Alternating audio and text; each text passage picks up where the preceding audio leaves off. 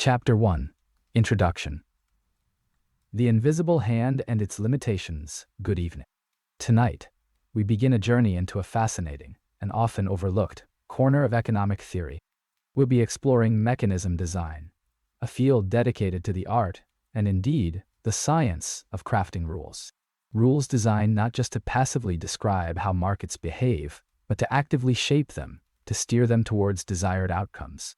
Now, for centuries, economic thought has been dominated by the alluring metaphor of the invisible hand. The classical economist, in his wisdom, posited that self-interested individuals, pursuing their own goals within a free market, would unintentionally, almost magically, generate socially beneficial outcomes. Supply and demand would find their equilibrium, resources would be allocated efficiently, and the common good would more or less be served. It's a comforting image, isn't it? A harmonious dance of decentralized decisions leading to a flourishing society. Think of a river finding its natural course, carving a path of least resistance towards the ocean. But like all elegant theories, the invisible hand operates under certain, often unspoken, assumptions. It presumes perfect information, rational actors, and a competitive landscape free from distortions. These are ideals, rarely fully realized in the messy, unpredictable reality of the world. We are, after all, human, prone to biases, swayed by emotions, and frequently operating with incomplete knowledge. The river, in our analogy, is often dammed, polluted, or diverted for other purposes. And that's where the need for mechanism design arises. When the assumptions of the invisible hand break down, when markets fail to deliver the desired outcomes, we require a more deliberate approach. We need to actively design the rules of the game to encourage, or even force, individuals to act in ways that align with a collective goal. This is not to say that the invisible hand is irrelevant. Far from it. Mechanism design is not about replacing the market. It's about augmenting it, correcting its imperfections, and guiding it towards a more desirable equilibrium. Consider, for instance, an auction. A seemingly simple mechanism, yet fraught with potential for manipulation and inefficiency. Imagine an auction for valuable radio spectrum licenses. If the rules are poorly designed, bidders might collude, driving down prices and depriving the public of revenue. Or they might engage in wasteful bidding wars, ultimately overpaying for the licenses and hindering their ability to provide services. The policymaker, tasked with maximizing the social welfare derived from this resource, needs to carefully design the auction rules to prevent these undesirable outcomes. Or consider the problem of allocating organs for transplantation. How do we ensure that these scarce resources are distributed fairly and efficiently, prioritizing those who need them most? A simple first-come, first-served approach would be deeply unjust.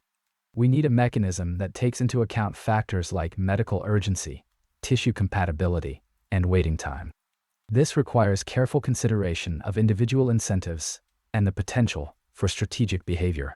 The ethical weight of such decisions cannot be understated. Mechanism design, then, is about creating systems that channel individual self-interest towards collective goals. It's about understanding the incentives at play and crafting rules that align those incentives with the desired outcome. It's about building dams that redirect the river towards fertile fields, or filtering systems that remove pollutants and restore its clarity. It demands a deep understanding of both economic theory and human behavior. In essence, we are moving beyond the passive observation of market forces and actively engaging in the design of economic institutions. We are acknowledging the limitations of the invisible hand and embracing the power of deliberate intervention. This is not a rejection of free markets, but a recognition that they sometimes require careful guidance to reach their full potential.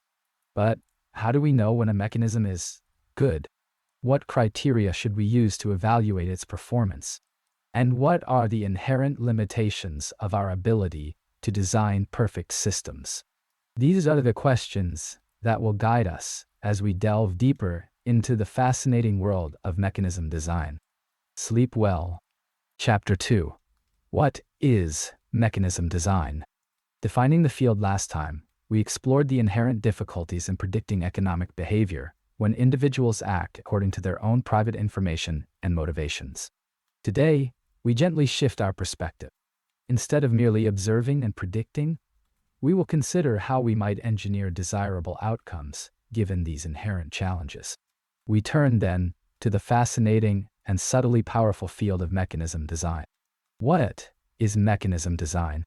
At its heart, it's about crafting the rules of the game. It's about designing the very framework within which economic actors interact, with the express purpose of achieving a specific goal. Think of it as economic architecture, not just analyzing the flow of traffic, but designing the roads themselves to ensure smoother, more efficient movement. Let's break this down further. The classical economist might look at a market and say, here's how supply and demand interact. Here's the resulting price and quantity. Mechanism design asks a different question. What rules can we put in place so that the market, or any other collective decision-making process, naturally leads to a desirable outcome? This is a subtle but crucial distinction. Traditional economics often takes the rules of the game as given. Mechanism design, on the other hand, treats those rules as the primary design variable. We're no longer passive observers. We're active participants in shaping the economic landscape. Consider, for example, an auction. A standard auction is a mechanism for allocating a good to the highest bidder. But what if our goal isn't simply to maximize revenue, but rather to ensure that the good ends up in the hands of the individual? Suddenly, the design of the auction becomes a critical consideration. Should we use a sealed bid auction, an ascending bid auction, or some other, more complex mechanism? Each has its own strengths and weaknesses, each incentivizing bidders in different ways. The essence of mechanism design lies in understanding incentives. Every economic agent has private information about their preferences, their costs, their values, and they will act in their own best interest based on that information. A well-designed mechanism must anticipate these actions and ensure that they align with the overall goal. Imagine the policymaker tasked with allocating pollution permits. He wants to reduce overall pollution levels, but he also wants to minimize the economic disruption to firms. He could simply impose a uniform cap on emissions, but this might be inefficient if some firms can reduce pollution more cheaply than others. Instead, he could design a cap-and-trade system, a mechanism where firms are allocated permits and allowed to trade them. This creates a market for pollution, incentivizing firms to reduce their emissions in the most cost-effective way. The mechanism designs the outcome, rather than directly dictating it. Formally, we can define a mechanism as a set of rules that specify how information is collected from economic agents, and how decisions are made based on that information. This includes the message space. What information are agents allowed to communicate? Are they simply asked to state their preferences, or are they given more complex options? The allocation rule. How are resources or decisions allocated based on the messages received? This could be a simple auction rule, a more complex voting system, or anything in between. The payment rule. How are agents compensated or charged based on their participation? These payments can be used to incentivize truthful reporting and efficient outcomes. The power of mechanism design lies in its generality. It can be applied to a wide range of problems, from designing auctions for spectrum licenses, to allocating organs for transplantation, to creating voting systems for political elections. Whenever collective decisions need to be made in the presence of private information, mechanism design offers a powerful set of tools. However, the field is not without its challenges. Designing optimal mechanisms can be incredibly complex, often requiring sophisticated mathematical techniques. Furthermore, real-world mechanisms must be robust to strategic manipulation, behavioral biases, and unforeseen circumstances. The idealized world of economic models often clashes with the messy realities of human behavior. So, we've established what mechanism design is: the art and science of designing rules to achieve desired outcomes in strategic environments. It's a field that combines economic theory, game theory, and computer science to solve real-world problems. We've touched on the core components: message spaces, allocation rules, and payment rules. But how do we actually design these mechanisms? What principles guide our decisions? That, my friends, is the question that will gently guide us forward into our next exploration. Sleep well. Chapter 3: Game Theory Foundations. Players, strategies, and payoffs. Introduction.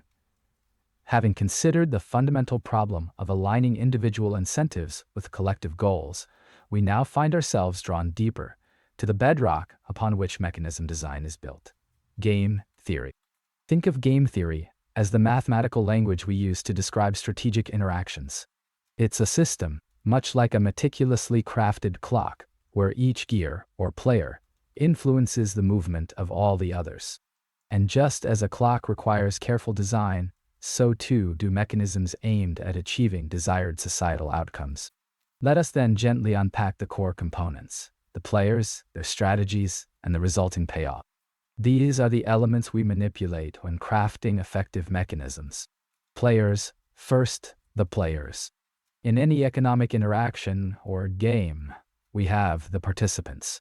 These are the decision makers, whose actions will collectively determine the final outcome.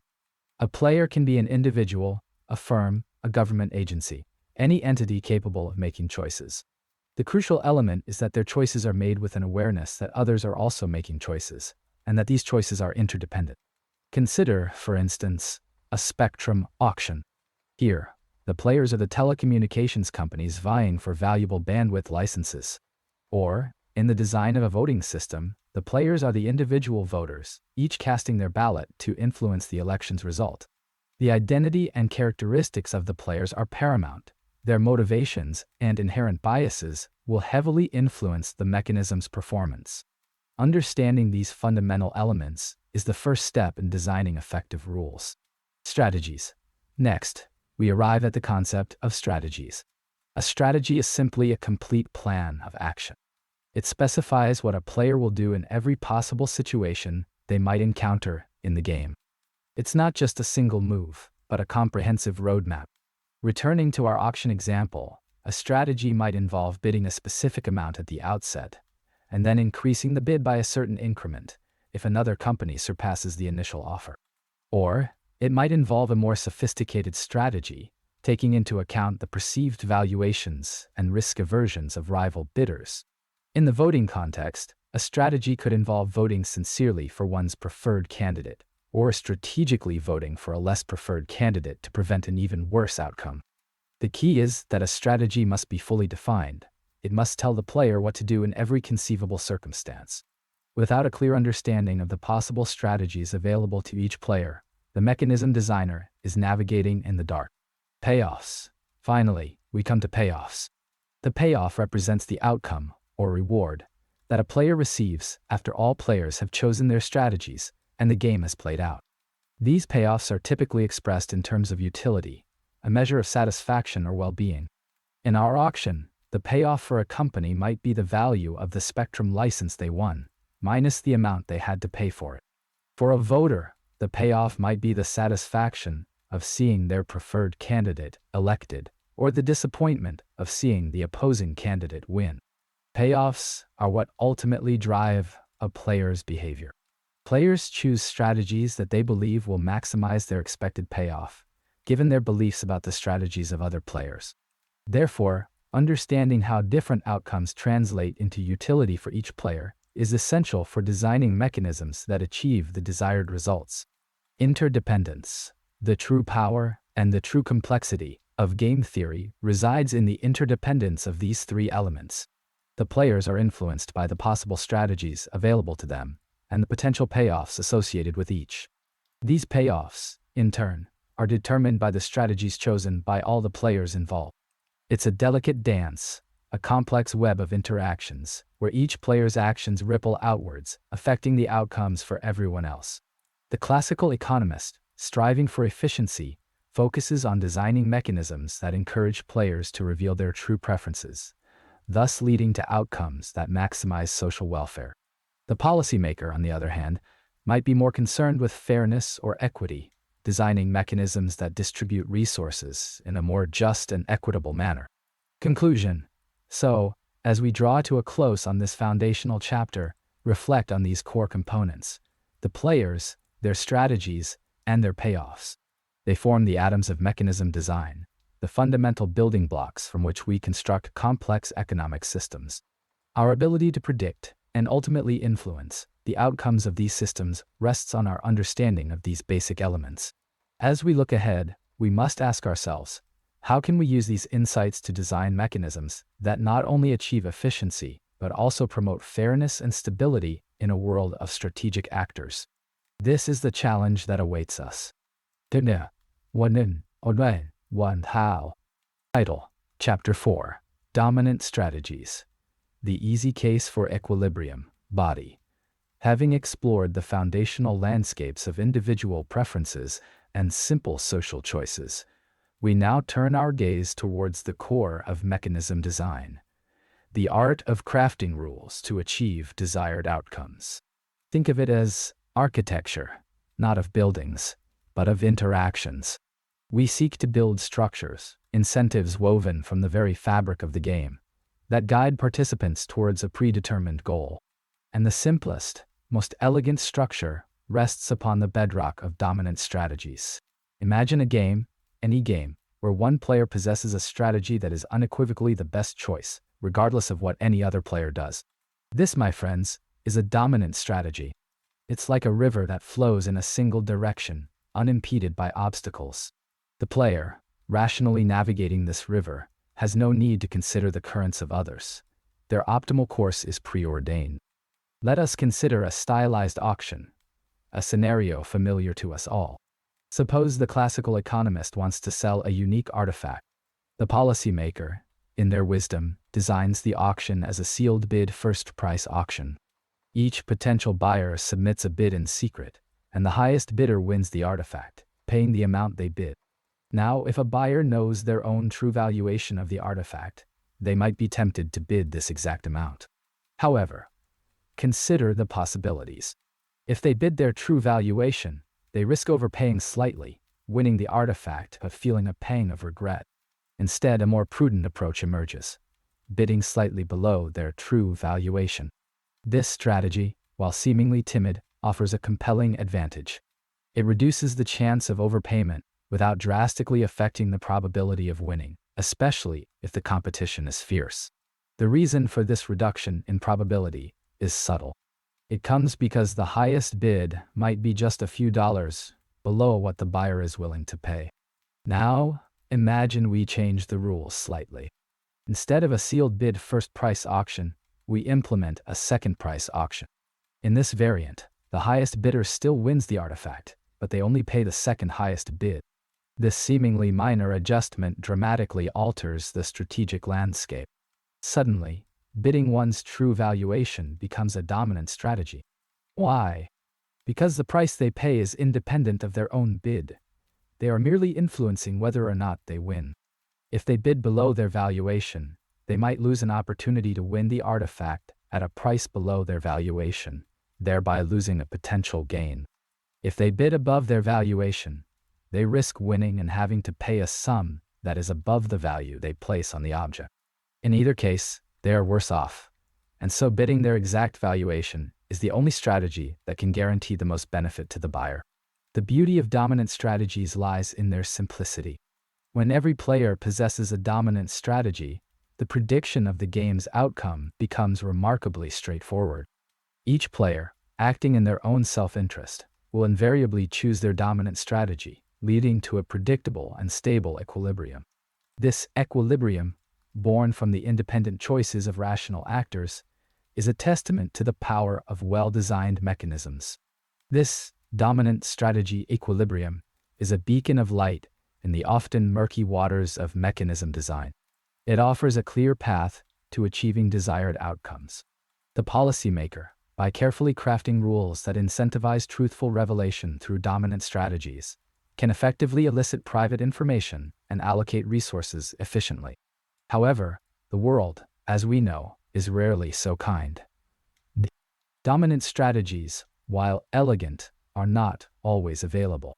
Many games lack such simplifying features, forcing us to grapple with more complex strategic considerations. What happens when dominant strategies are absent? How do we navigate the intricate web of interdependent decisions when players must anticipate the actions of others? This is the challenge that awaits us. A deeper dive into the fascinating world of mechanism design, where the quest for equilibrium becomes a far more nuanced and delicate dance. We will begin to explore these complex choices next time. Mood, calm, analytical, and thoughtful, resembles a late-night university lecture, designed to be intellectually stimulating yet conducive to relaxation. 1. Nash equilibrium. A framework for strategic interaction. We've explored how individuals, driven by rational self-interest, make choices within fixed constraints. But what happens when those constraints themselves are malleable, when we, as architects of economic systems, can design the rules of the game? This brings us to mechanism design, a field that seeks to orchestrate outcomes by carefully crafting the incentive structures that govern interaction. At its heart, mechanism design is about aligning individual incentives with societal goals. Imagine, if you will, a flowing river. The water, representing individual actions, will naturally follow the path of least resistance. Mechanism design aims to gently nudge and reshape the riverbed, guiding the flow towards a desired destination. It is not about forcing the water, but rather subtly influencing its course. The Nash equilibrium, the central concept of our earlier discussions, provides the crucial framework for understanding how these mechanisms will function. Remember, a Nash equilibrium describes a state where no individual player can improve their outcome by unilaterally changing their strategy, assuming all other players maintain theirs. A well-designed mechanism ensures that the Nash equilibrium of the resulting game coincides with the societal goal we wish to achieve. Consider a simple example: allocating a public good, such as a park, amongst several individuals. The classical economist might approach this by simply dividing the cost equally.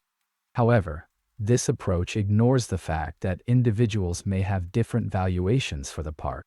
Some might value it highly, while others might see it as a negligible benefit. A poorly designed mechanism could lead to underprovision, as individuals are reluctant to reveal their true willingness to pay, fearing they will be unfairly burdened with the cost. Mechanism design offers a more sophisticated approach.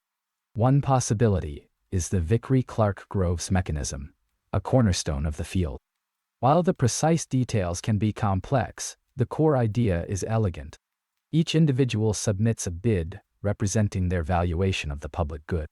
The good is provided if the sum of the bids exceeds the cost. Crucially, individuals are then charged a price not directly related to their own bid, but rather based on the external cost they impose on others by their participation. Specifically, each agent pays the opportunity cost that their presence imposed on other agents by altering the decision of implementing the public good. The beauty of the VCG mechanism lies in its incentive compatibility. It is a truthful mechanism, meaning that the optimal strategy for each individual is to reveal their true valuation. To see this, consider what would happen if an individual underreports their valuation. They risk the park not being built, even though it would have been socially beneficial. Conversely, overreporting wouldn't change their payment much, but risk an excessive payment. The gentle pressure of the mechanism guides individuals towards honesty, ensuring that the park is only built when its value to society exceeds its cost. Of course, mechanism design is not without its limitations. Implementing complex mechanisms can be challenging, and they often rely on assumptions about rationality and information that may not hold in the real world. The policymaker must carefully consider the practical constraints and potential unintended consequences. Moreover, the VCG mechanism requires detailed knowledge of individual valuations, which may be difficult to obtain in practice. Another critical aspect of mechanism design is the concept of individual rationality. A mechanism is individually rational if participation guarantees each individual at least their initial level of utility. In other words, no one should be worse off by participating. This is a crucial constraint, as individuals will simply opt out of a mechanism if they believe it will leave them worse off. Think of it as ensuring a minimum level of equilibrium. Each element of the system must remain stable, or the entire structure may dissolve. Mechanism design, therefore, is a delicate balancing act. The designer must navigate the complex landscape of individual incentives, information constraints, and feasibility considerations. The goal is to create a system that is not only efficient, but also fair and robust, capable of achieving the desired societal outcome, even in the face of uncertainty and strategic manipulation. As we contemplate the intricacies of mechanism design, we might ask, what happens when we consider scenarios where individuals aren't perfectly rational, but influenced by biases and heuristics? How does this affect the design and effectiveness of our mechanisms? The next phase of our journey brings us to the burgeoning field of behavioral economics, where we delve deeper into the complexities of human decision-making.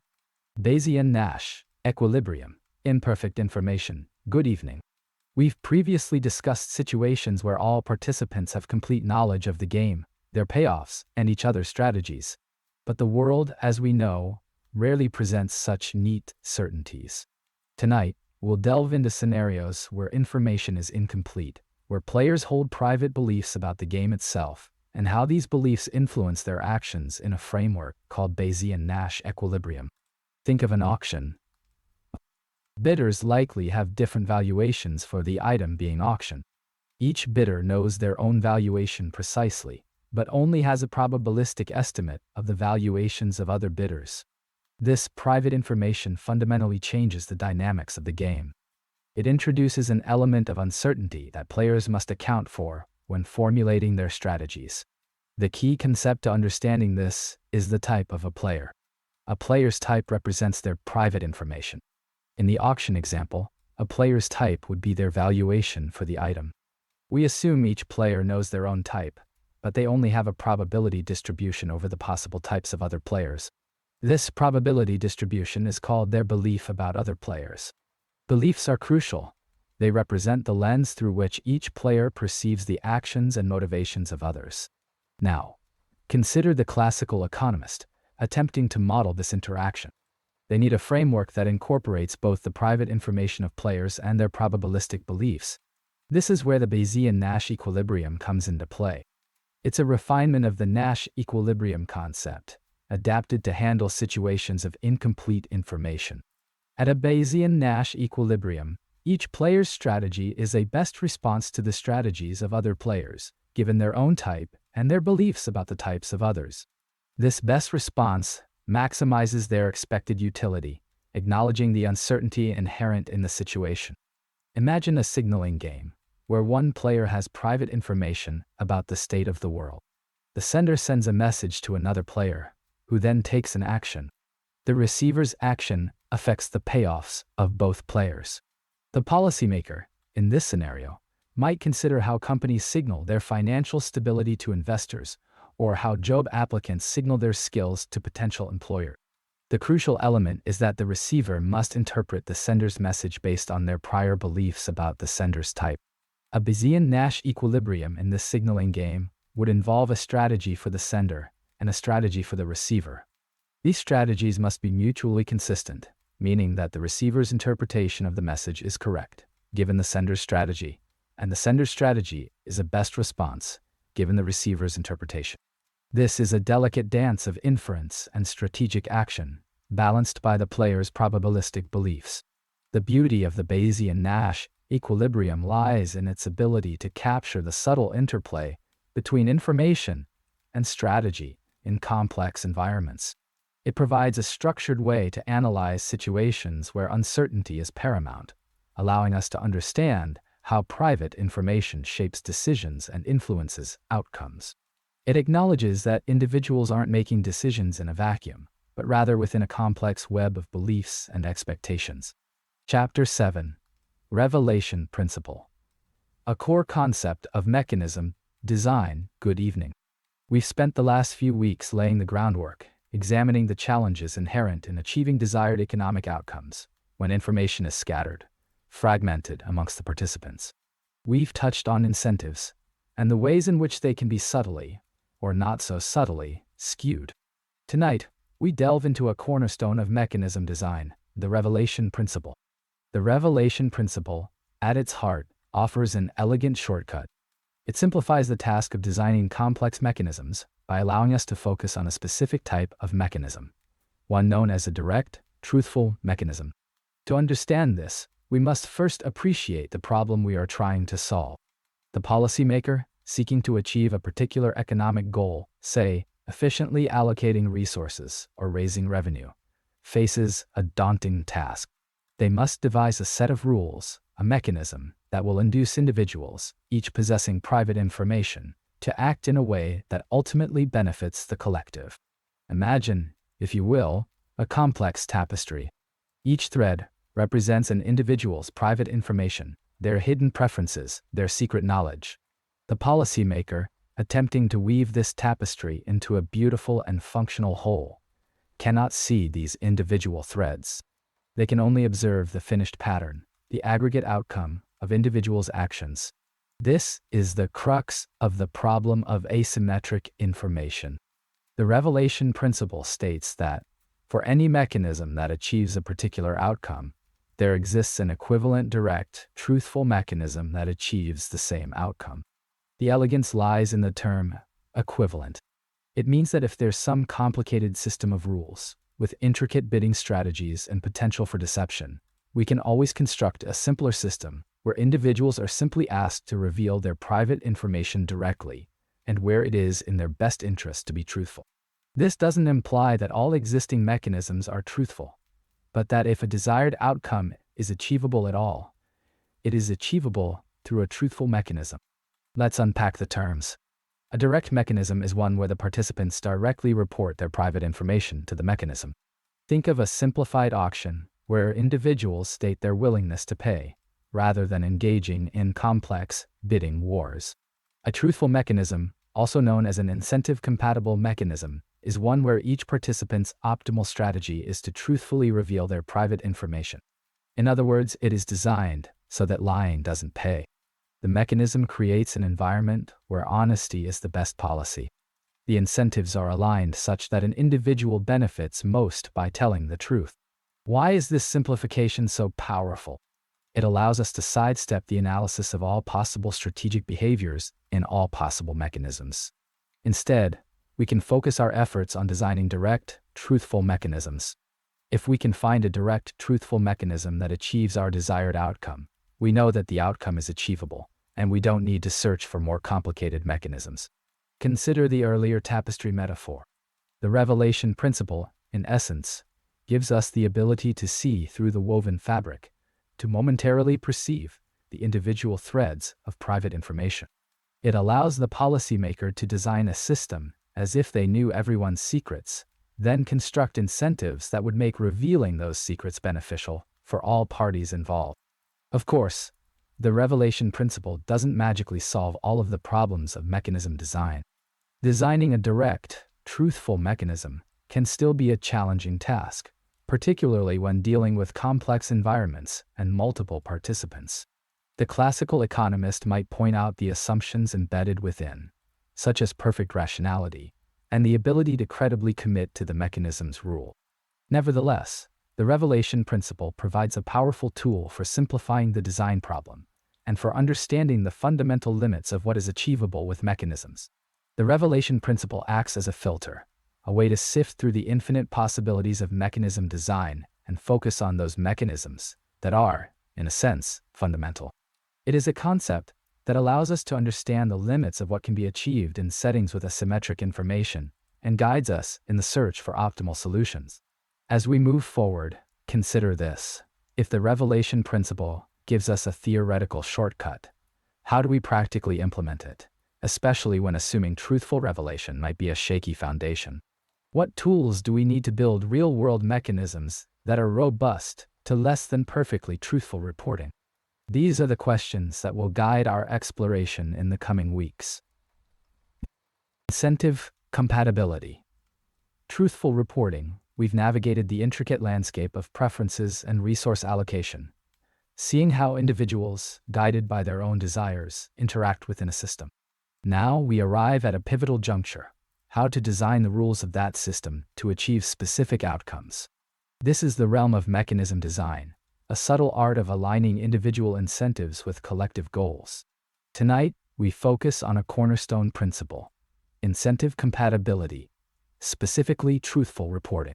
Imagine the policymaker, tasked with allocating a scarce resource, let's say spectrum licenses for mobile communication. The policymaker understands that different firms place different values on these licenses, The ideal outcome, from the policymaker's perspective, is to allocate each license to the firm that values it the most. But how to discover those true valuations? The naive approach might be to simply ask each firm, how much do you value this license? However, firms have an incentive to strategically misreport their valuations. A firm might understate its valuation to try and acquire the license at a lower price.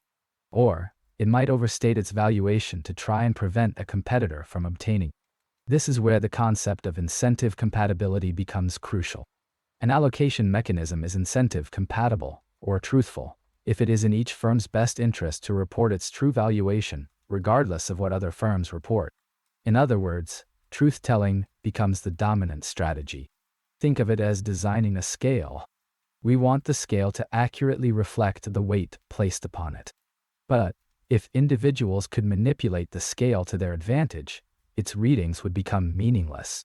Incentive compatibility ensures that the mechanism, the scale, provides an accurate reflection of the underlying preferences. One classic mechanism that achieves incentive compatibility is the Vickrey-Clark-Groves mechanism. What? This mechanism combines two elements, an allocation rule and a payment rule. The allocation rule allocates the resource to the firm that reports the highest valuation. The payment rule is more subtle. Each firm pays an amount equal to the negative externality it imposes on the other firms. That is, each winning firm pays the valuation that the highest losing bidder reported. Let's illustrate. 1. Suppose two firms are bidding for a single license. Firm A reports a valuation of $100, and Firm B reports a valuation of $80. The VCG mechanism allocates the license to Firm A. However, Firm A does not pay $100. Instead, Firm A pays $80, the value that Firm B reported. This is because Firm A's winning bid prevented Firm B from receiving a benefit of $80. Notice that in this mechanism, the price the winner pays is independent of their own valuation. They pay only the opportunity costs they impose on others. The beauty of the VCG mechanism lies in its incentive compatibility. Consider Firm A. If it were to underreport its valuation, say to $90, it risks losing the license to Firm B, in which case it receives nothing and pays nothing. On the other hand, if it overreports its valuation, say to $110, it still wins the license, and it still pays $80. Thus, misreporting its valuation provides no benefit to Firm A, and indeed carries the risk of losing. The optimal strategy for Firm A is to report its true valuation. The VCG mechanism, though elegant, isn't without its complexities. It requires precise knowledge of all potential valuations. It may also result in budget imbalances, where the payments collected do not equal the expenditures required. However, it stands as a powerful demonstration of how mechanism design can align individual incentives with collective welfare. Incentive compatibility is not just about spectrum licenses. It applies to a wide range of economic problems, from auction design to voting systems. It's about creating a system where honesty is not just a virtue, but the most rational strategy. As we contemplate the power of truthful mechanisms, we must begin to wonder about the computational demands and inherent complexities of these systems. Can they scale? And what other considerations must be weighed in their application? What happens when the very preferences of participants can be sculpted, either through advertising, nudging, or other forms of subtle influence? This question of preference shaping is something we will consider soon. Chapter 9. Individual rationality. Participation constraints we've previously explored. The landscape of incentive compatibility, ensuring agents truthfully reveal their private information. But truthfulness alone isn't enough. Imagine a beautifully designed mechanism, perfectly aligned to elicit honest responses, yet nobody chooses to participate. Such a mechanism, however elegant, would be utterly useless. Therefore, we now turn our attention to the critical role of participation constraints, also known as individual rationality. At its core, participation constraint is remarkably straightforward. It asserts that any rational agent will only voluntarily engage in a mechanism if they anticipate receiving at least as much utility as they would by opting out entirely. Think of it as a baseline level of satisfaction, a minimum threshold for engagement. If the expected outcome of participating leaves them worse off than doing nothing, they will simply walk away. This principle, though simple, profoundly impacts the design of effective mechanisms. Let's consider the perspective of the classical economists. They posit that all individuals are rational actors, driven by self-interest and capable of weighing costs and benefits. For this economist, the decision to participate in a mechanism is a simple calculation. Does the expected utility from participating exceed the utility from their outside option? If the answer is yes, participation is rational. If the answer is no, it is not. We can formalize this notion. Let's denote an agent's private type as data, their utility from participating in the mechanism as U, and their utility from their outside option as V. The participation constraint then can be stated as U or TV for all data. This constraint must hold for every possible type of agent. If even a single type finds participation unfavorable, the entire mechanism risks unraveling. For imagine a scenario where a particular type of agent opts out.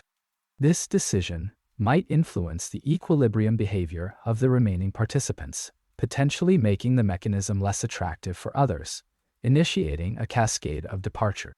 The policymaker, tasked with designing practical mechanisms, faces the challenge of balancing competing objectives. They want to achieve a specific social goal, such as efficient allocation of resources or maximizing revenue, while simultaneously ensuring that all relevant agents find it worthwhile to participate. This often necessitates compromises.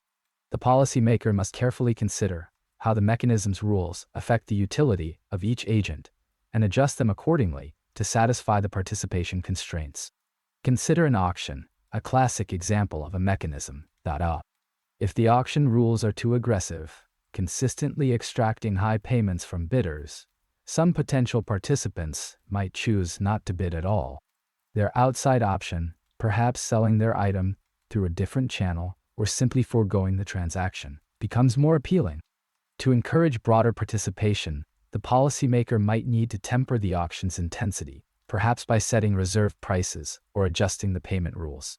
The interplay between incentive compatibility and participation constraints introduces a fascinating tension in mechanism design. Achieving truthfulness often requires extracting rents from agents, pushing them closer to their participation constraint. The policymaker must then carefully manage these rents, ensuring they remain within acceptable bounds, without sacrificing the mechanism's overall efficiency or fairness. It's a delicate balancing act, akin to calibrating a finely tuned engine. The concept of informational rents becomes crucial here. These rents represent the extra utility agents receive above and beyond their outside option, stemming from their private information. A well-designed mechanism strives to minimize these rents, but eliminating them entirely often proves impossible without violating either incentive compatibility or participation constraints. Think of informational rents as necessary lubricant that keeps the mechanism running smoothly, but too much can lead to inefficiency. Participation constraints often introduce an asymmetry, particularly when considering agents with differing outside options. Some agents might have highly valuable alternatives, demanding a significant utility boost to induce participation, while others might be content with minimal compensation. This heterogeneity forces the policymaker to tailor the mechanism to accommodate the least attractive outside option, ensuring universal participation. This, however, inevitably increases the overall cost of implementation. The designer must always be aware of the worst-case scenario. As we continue to explore the design of mechanisms, we encounter the intricate dance between private knowledge and public good. Ensuring voluntary cooperation, even with the best intentions, demands careful consideration of the baseline contentment of each actor. And so we must now ask ourselves, when the choice to opt out is itself a powerful tool, how does a system adapt to those who choose to remain on the periphery? Social choice theory, Arrow's impossibility theorem. Good evening. We've previously considered how individual preferences shape markets, like tributaries feeding a river of economic activity. Now, let us turn our attention to a more complex, And perhaps, sobering question, how do we aggregate individual preferences into collective decisions, especially when designing mechanisms to achieve desired societal outcomes? This brings us to social choice theory, and a central pillar within it, Arrow's impossibility theorem. Consider this. We often seek to build systems, like well-engineered machines, that take individual inputs, voter preferences, for instance, and produce a collective output, a government, a policy, a resource allocation. The field of mechanism design attempts to reverse engineer this process. Instead of analyzing the outcomes of existing systems, it asks, how can we design the rules of a system to achieve a specific, predefined outcome? For example, imagine the policymaker wants to allocate a scarce resource, say, access to a public park. She knows that different individuals value the park differently. She doesn't know exactly how much each person values it, but she wants to design a system where the park ends up being used by those who value it most. This is a mechanism design problem. She needs to craft the rules to incentivize individuals to reveal their true valuations and to ensure that the outcome aligns with her goal. Now, one might naturally assume that designing such systems is a straightforward task. We could simply ask everyone to rank their preferences, and then choose the option that receives the most votes, a simple majority rule. What could possibly go wrong? This is where Arrow's impossibility theorem casts a long shadow. The theorem, at its core, states that it is impossible to design a social choice rule that satisfies all of a set of seemingly reasonable and desirable criteria simultaneously. Think of it as a fundamental limit, like the speed of light in physics. There are boundaries to what is achievable. These criteria, often referred to as Arrow's conditions, include 1. Universal domain. The rule should work for any possible set of individual preferences. It can't be designed just for a specific scenario. 2. Dewei and Nedenal. Non-dictatorship. There should be no single individual whose preferences automatically determine the social outcome, regardless of everyone else's wishes. A society ruled by a single autocrat instantly fails this condition. Pareto efficiency. If everyone prefers option A to option B, then the social outcome should also prefer A to B. This seems intuitively desirable. Why would we choose an option that everyone dislikes more? 4. Normativa. Independence of irrelevant alternatives. The social ranking between two options, A and B, should only depend on individual preferences between A and B, and should not be affected by preferences regarding a third option, C. Consider this scenario. You are choosing between vanilla and chocolate ice cream. Suddenly, durian ice cream is introduced as an option, which nobody likes. Aya states that the relative preference between vanilla and chocolate should remain unchanged by the presence of durian. The theorem states, with mathematical rigor, that any social choice rule satisfying the first three conditions must violate independence of irrelevant alternatives. Or, if you insist on upholding Aya, you'll inevitably violate one of the other three. This is a profound result. It tells us that there is no perfect way to aggregate individual preferences. Any system we design will inevitably have flaws, inconsistencies, or undesirable properties. The classical economist, steeped in ideals of perfect rationality and efficiency, might find this deeply unsettling.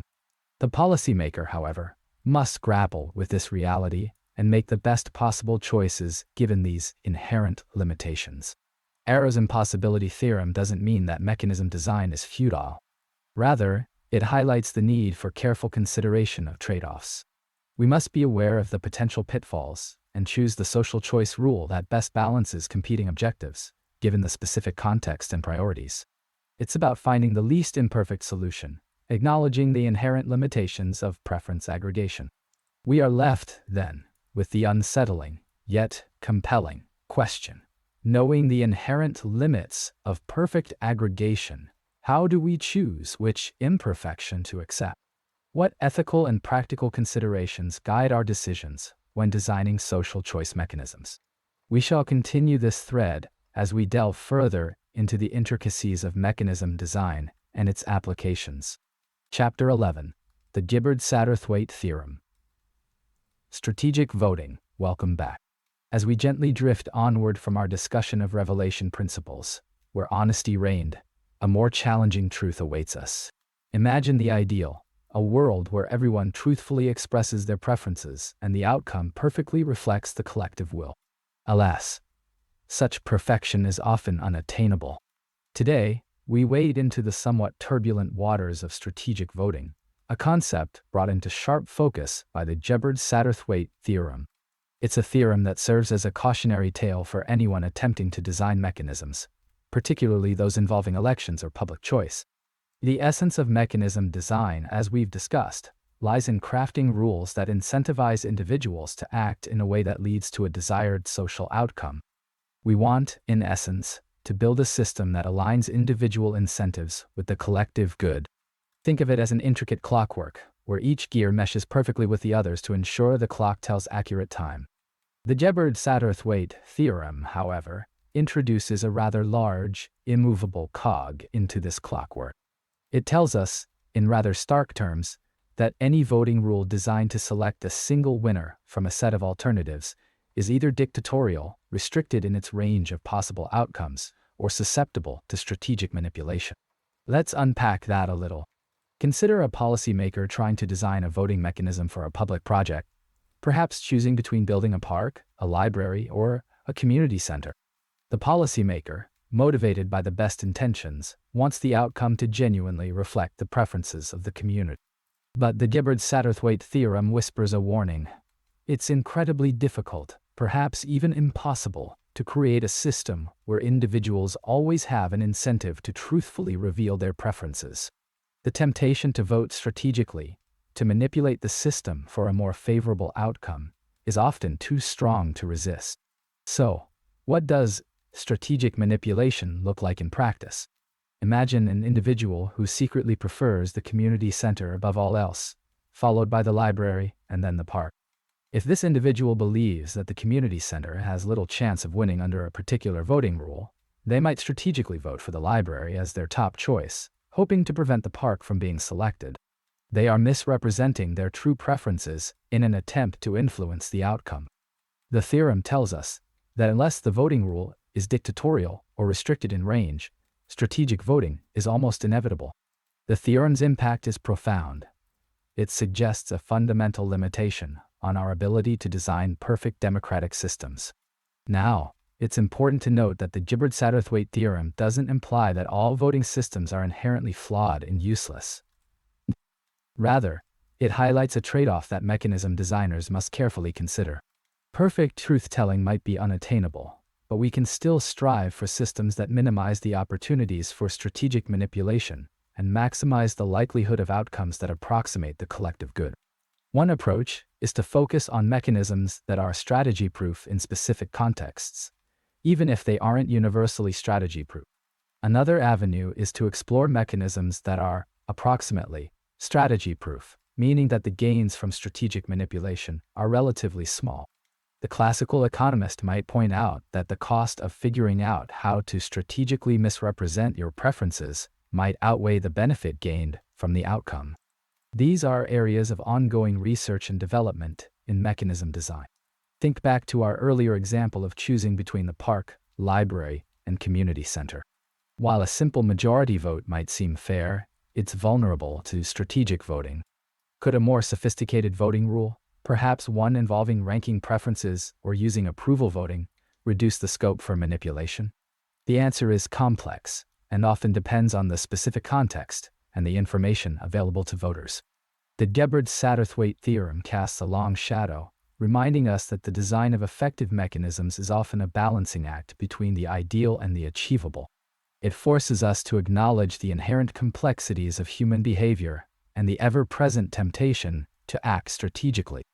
The theorem is not a dead end, but a challenge, a constant spur to seek innovative and robust ways to design systems that promote the collective good, even in the face of strategic manipulation.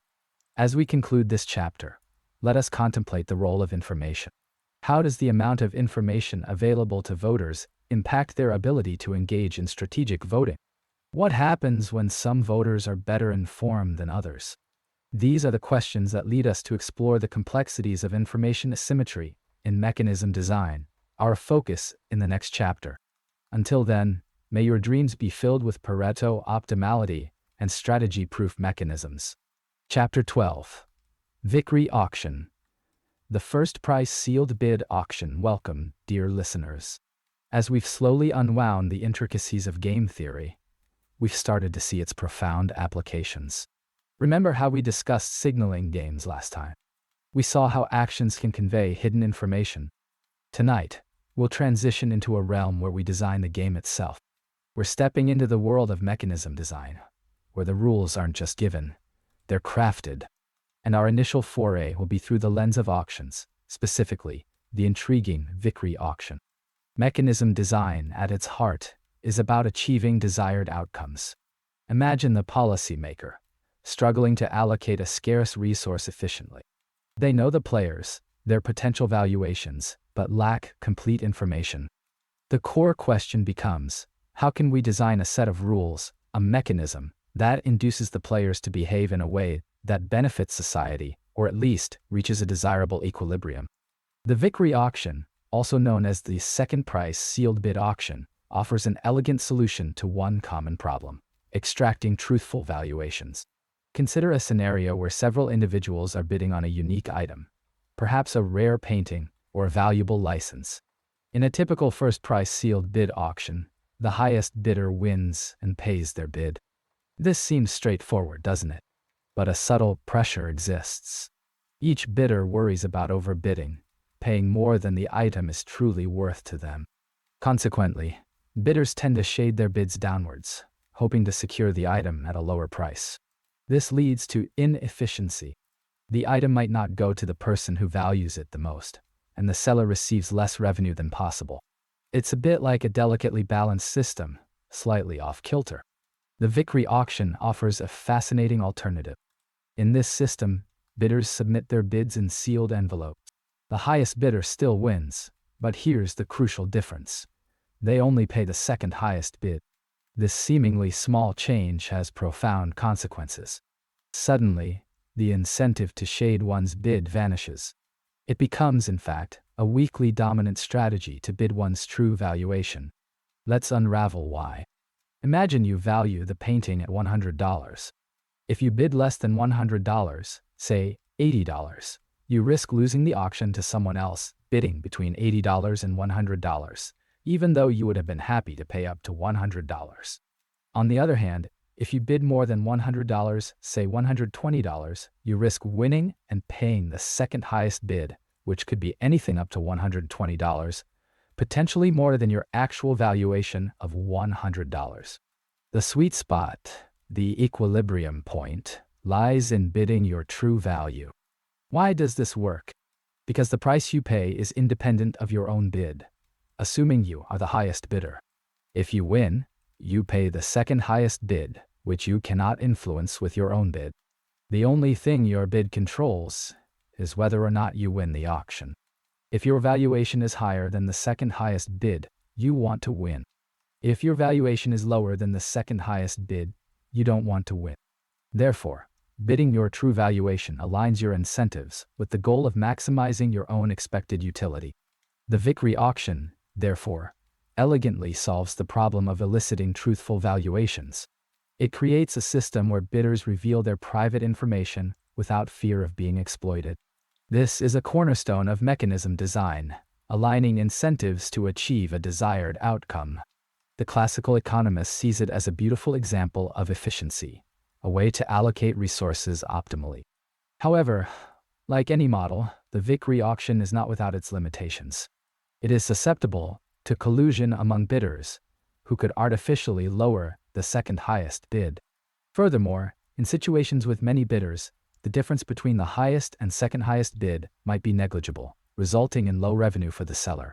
And of course, it assumes that bidders are rational and understand the game's subtleties. Yet, despite these caveats, the Vickrey auction remains a powerful illustration of the principles of mechanism design. It demonstrates that the rules of the game can be strategically crafted to achieve specific outcomes. It's a reminder that economic systems are not simply given. They are designed, either intentionally or unintentionally, and that the design itself has profound consequences. So, as we drift towards the next chapter, consider this. If we can design auctions to elicit truth, what other societal challenges might we address through carefully crafted mechanisms? What other unseen currents influence the flow of information and value within our complex systems? Chapter 13. Second price, sealed bid auction. Truth-telling dominance. Having explored the contours of various mechanism design approaches, let us now turn our attention to a specific, elegant example. The second price, sealed bid auction.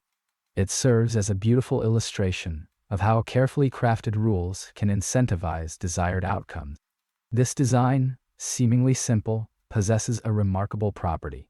Truth-telling is a dominant strategy for each participant. Let's gently unpack this concept. Imagine a painting is to be auctioned. Each potential buyer privately knows their own willingness to pay, their valuation, for this artwork. This valuation represents the maximum amount they'd be willing to part with to acquire it. Now, consider a standard first price sealed bid auction, where the highest bidder wins and pays their own bid. In such a setting, bidding one's true valuation is not necessarily optimal. The fear of overpaying, of winning the auction at a price exceeding the item's actual worth to you, leads bidders to shade their bids downward, attempting to anticipate the behavior of their rivals. The second price sealed bid auction, however, offers a subtle yet profound twist. Here, the highest bidder still wins the painting, but they pay the second highest bid. This seemingly innocuous change creates a strategic landscape where honesty flourishes. To understand why, let's consider the perspective of a single bidder. Suppose this bidder's true valuation for the painting is $V. The core question is, what should they bid? To answer this, we consider three scenarios. Scenario 1. Bidding below your true valuation. Suppose they bid $B. If the highest of all other bids is above $B, but below $F, then they would have won the auction had they bid truthfully. By shading their bid, they have lost the opportunity to acquire the painting at a price below their true valuation. This is clearly suboptimal. Scenario 2. Bidding above your true valuation. Suppose they bid $B. If the highest of all other bids falls between $V and $B, then they would win the auction and pay more than their valuation. This is a loss. They would have been better off bidding truthfully and not winning the auction. Scenario 3. Bidding your true valuation. Consider now the case where the bidder bids exactly their valuation, $B, $. If they win, they pay the second highest bid. If that second highest bid is below their valuation, then winning is beneficial. They acquire the item at a price less than what it's worth to them. If, on the other hand, the second highest bid exceeds their valuation, then winning would have been a loss, and by bidding truthfully, they avoid that loss. If they don't win, it means another bidder valued it more highly, and that's perfectly fine. Notice the crucial point. In no scenario does bidding truthfully lead to a worse outcome than bidding above or below one's true valuation. In some scenarios, it leads to a better outcome. This is the essence of dominant strategy incentive compatibility. A strategy is dominant if it is optimal, regardless of what other players do. In the second price, sealed bid auction, bidding one's true valuation is a dominant strategy. The implications of this are far-reaching. A system built on truthfulness, where individuals are incentivized to reveal their genuine preferences, leads to a more efficient allocation of resources. The painting ends up in the hands of the person who values it most, and the price paid reflects the competitive pressure from other potential buyers. This mechanism beautifully illustrates the power of thoughtful design. By altering the payment rule, shifting from a first price to a second price format, we transform the strategic landscape, creating an environment where honesty becomes the most rational choice. It's a testament to the potential of economic theory to shape market behavior and achieve desirable outcomes. The second price, sealed bid auction, provides a foundation for understanding more complex mechanisms. It embodies the principle that incentives matter and that carefully designed rules can elicit truthful information and promote efficiency. However, the real world introduces complexities often absent in idealized models. How does the landscape shift when bidders aren't purely motivated by monetary gain? This is a question that awaits us further down the path of mechanism design. Chapter 14: Revenue Equivalence, Theorem, Auction Formats and Outcomes. Welcome back. We've previously explored the intricacies of individual incentives and how they shape decisions.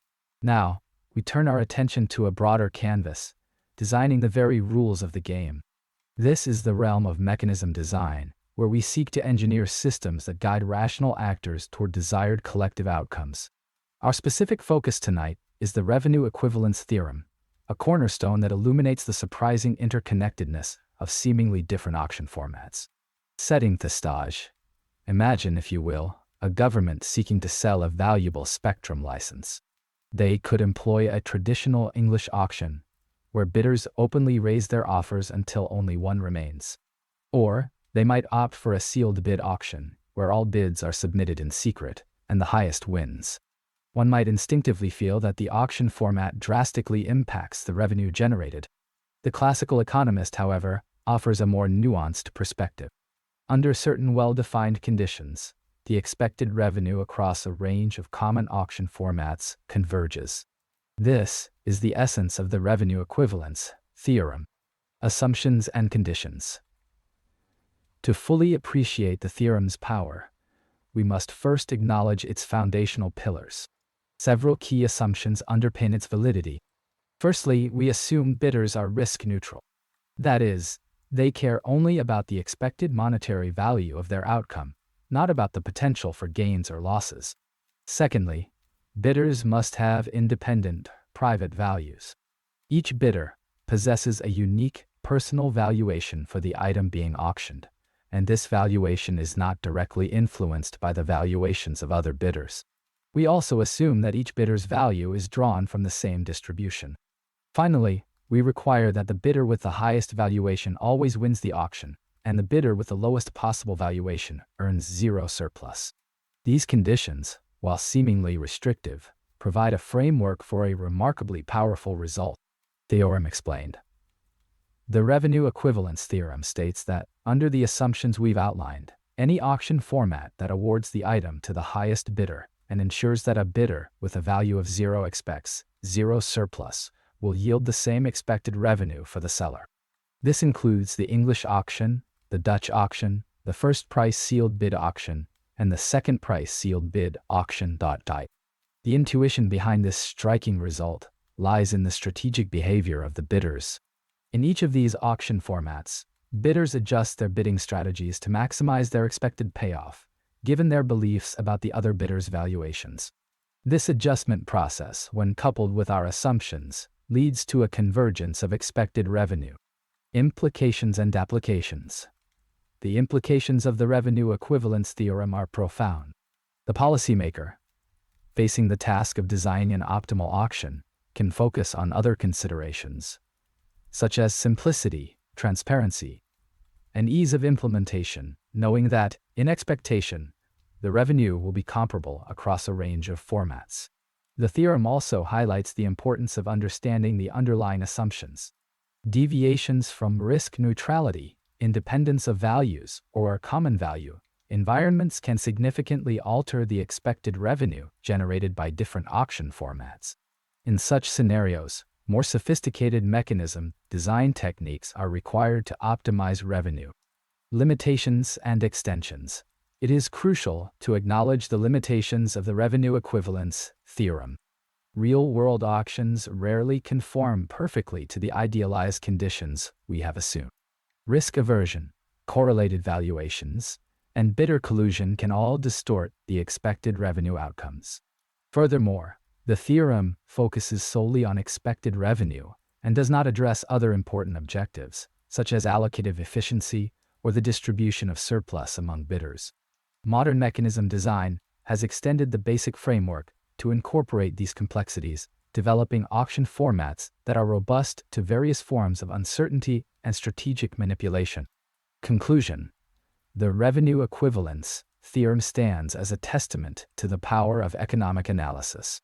It reveals a hidden unity beneath the apparent diversity of auction formats, demonstrating that strategic behavior, when properly understood, can lead to surprisingly predictable outcomes.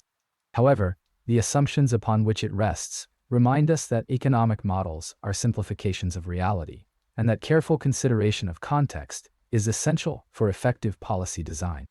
As we look ahead, we must consider how these concepts broaden when asymmetry enters the frame. How do the relative positions of bidders affect the final outcome? That is the question we begin to ponder next time. Chapter 15. The Meyerson Auction. Optimizing revenue. We've explored the fundamental building blocks of auctions, the ascending bids, the sealed envelopes. But beneath the surface of these observable actions lies a deeper question. How can we design the rules of the auction itself to achieve specific outcomes? This, dear listeners, is the realm of mechanism design, and tonight we'll focus on a particularly elegant application, the Meyerson Auction, a tool for maximizing revenue.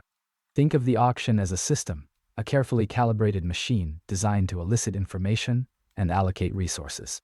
The rules are the gears, the incentives are the lubricant, and the bidders are the energy source. Our goal, as mechanism designers, is to tune this system to extract the maximum possible value. Now, the classical economist might tell you that simply running a standard second price auction is sufficient. After all, in a second price auction, bidders are incentivized to bid their true valuation, revealing their private information. The object goes to the highest bidder, and efficiency is achieved. But revenue is another matter entirely. Efficiency, while desirable, is not always synonymous with maximizing the flow of money to the seller. The Meyerson Auction offers a refinement, an adjustment to the standard auction format that considers the strategic behavior of the bidders in relation to the seller's objective. At its heart, the Meyerson Auction aims to address a critical issue: how to deal with bidders who might strategically shade their bids downwards, anticipating the behavior of others. Imagine a scenario. Several bidders are present, each with a private valuation for the item being auctioned. This valuation represents the maximum amount they'd be willing to pay. The classical economist's second price auction encourages truthful bidding, but it also leaves money on the table. Could we, the policymaker wonders, extract more value by cleverly adjusting the rules? The key insight lies in recognizing that not every potential bidder is worth accommodating. Suppose there's a bidder whose valuation is incredibly low. Including them in the auction, even if they bid truthfully, might only depress the overall price.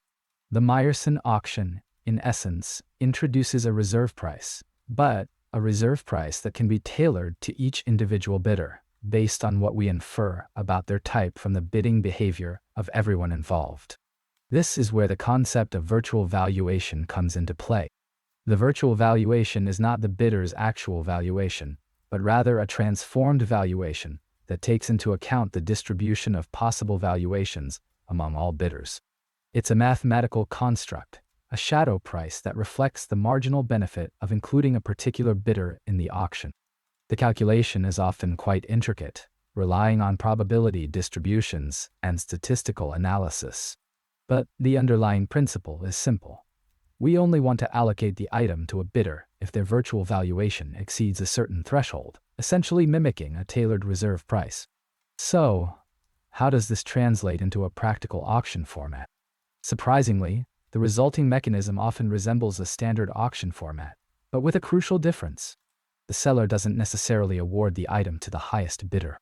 Instead, they calculate each bidder's virtual valuation based on their bid and only award the item to the bidder with the highest positive virtual valuation, if any.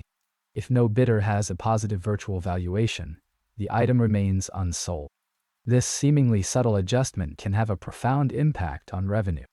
By strategically excluding bidders with low virtual valuations, the Meyerson Auction avoids depressing the price and ensures that the item is only sold when it generates a significant profit for the seller. This may mean that in some instances, the object doesn't sell at all, even if there were bids above the seller's cost. This is because the expected increase in revenue from selling at a higher price to a smaller group of dedicated buyers outweighs the loss from not selling to a potentially larger pool of low-value bidders. The Meyerson auction, therefore, is a prime example of mechanism design at work. It demonstrates how carefully crafting the rules of the game, understanding the incentives of the players, and incorporating statistical insights can lead to outcomes that are superior to those achieved by simpler, more intuitive mechanisms. It's a testament to the power of analytical thought and a reminder that in the world of economics, even the simplest interactions can be optimized with a little bit of ingenuity. It allows us to nudge the system towards a desired equilibrium, a sweet spot of revenue maximization. However, we are only scratching the surface of mechanism design. What other applications exist, beyond auctions, where we can use these principles to shape behavior and achieve specific goals? That, perhaps, is a topic for our next quiet contemplation. Chapter 16. Optimal Auctions. Designing for maximum profit, we've been exploring the intricacies of markets, observing how supply and demand dance, seeking equilibrium. But what if we, rather than passively observing, could actively shape the dance? What if we could design the very rules of engagement to achieve specific outcomes? This brings us to the fascinating realm of mechanism design, a subtle art concerned with engineering economic interactions. Tonight, we'll explore optimal auctions, a prime example of mechanism design in action, where our goal is clear: maximizing profit.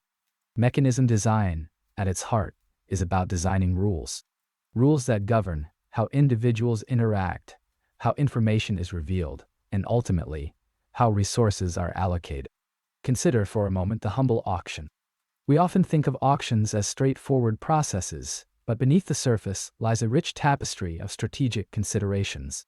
Different auction formats: English auctions, Dutch auctions, sealed bid first price auctions, each elicit different behaviors from bidders. The design of the auction mechanism profoundly impacts the final outcome, including the revenue earned by the seller. The fundamental challenge in mechanism design is aligning incentives.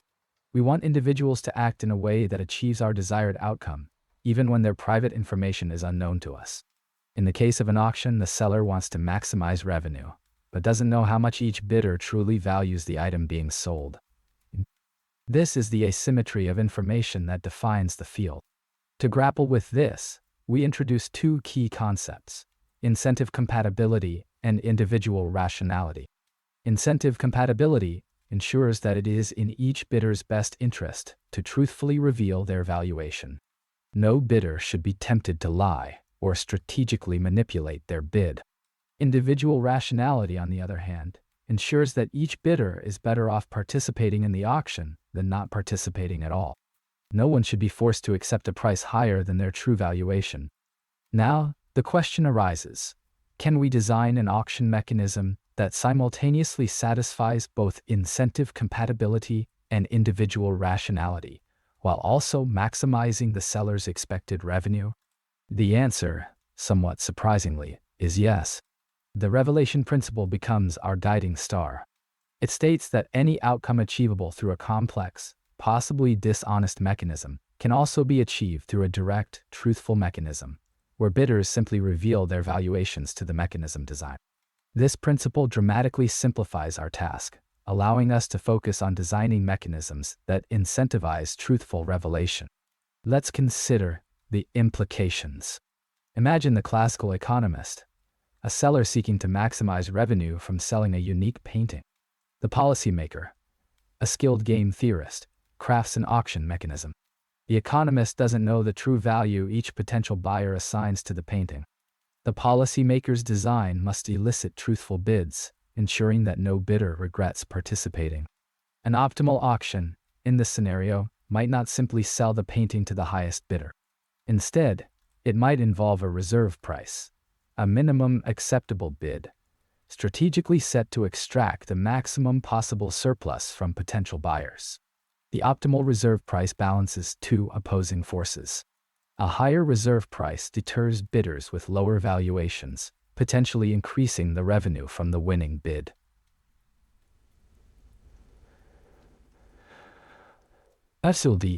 However, it also risks excluding bidders with higher valuations, leading to no sale at all.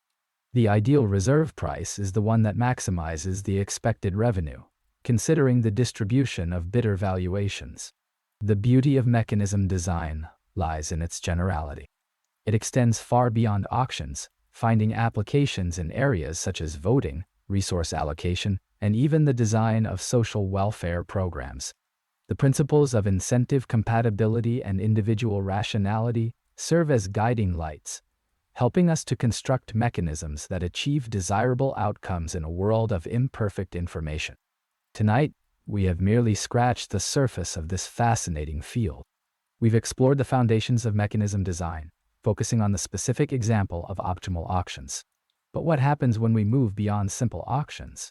What happens when bidders are not independent and their valuations are correlated? How do we design mechanisms in settings where collusion is a possibility? These questions, and many more, await us on our continuing journey into the heart of economic theory. Chapter 17. All-pay auctions. A case study in strategic escalation. Last time, we discussed the theoretical underpinnings of mechanism design, the art of crafting rules to elicit desired behaviors. Today, we'll explore a specific and somewhat unsettling application of these principles, the all-pay auction. Think of it as a crucible where strategic considerations are heated to their most volatile, and the potential for inefficiency, a persistent specter in economics, becomes acutely apparent. An all-pay auction, at its heart, is quite simple. Several participants compete for a prize, let's say a coveted contract or a limited resource. The twist: every participant, regardless of whether they win or lose, pays their bid. Imagine a lobbying contest where all contributions, even those from the losing side, are retained. Or consider a research and development race where all participating firms incur significant costs, even if only one emerges victorious. The very structure invites a certain intensity. The seemingly minor alteration, requiring all participants to pay, injects a profound shift in the strategic landscape. In a standard auction, a losing bidder bears only the opportunity cost of not having the item and, potentially, the cost of evaluating the item. In an all-pay auction, a losing bidder incurs a tangible, irreversible loss. This dramatically elevates the stakes, particularly for those closest to securing the prize. To understand the dynamics, let us contemplate a scenario. Several firms are bidding on a contract with a known value. Each firm must decide how much to bid, knowing that every bid will be paid, regardless of the outcome. The classical economist, approaching this problem, might immediately consider the possibility of overbidding.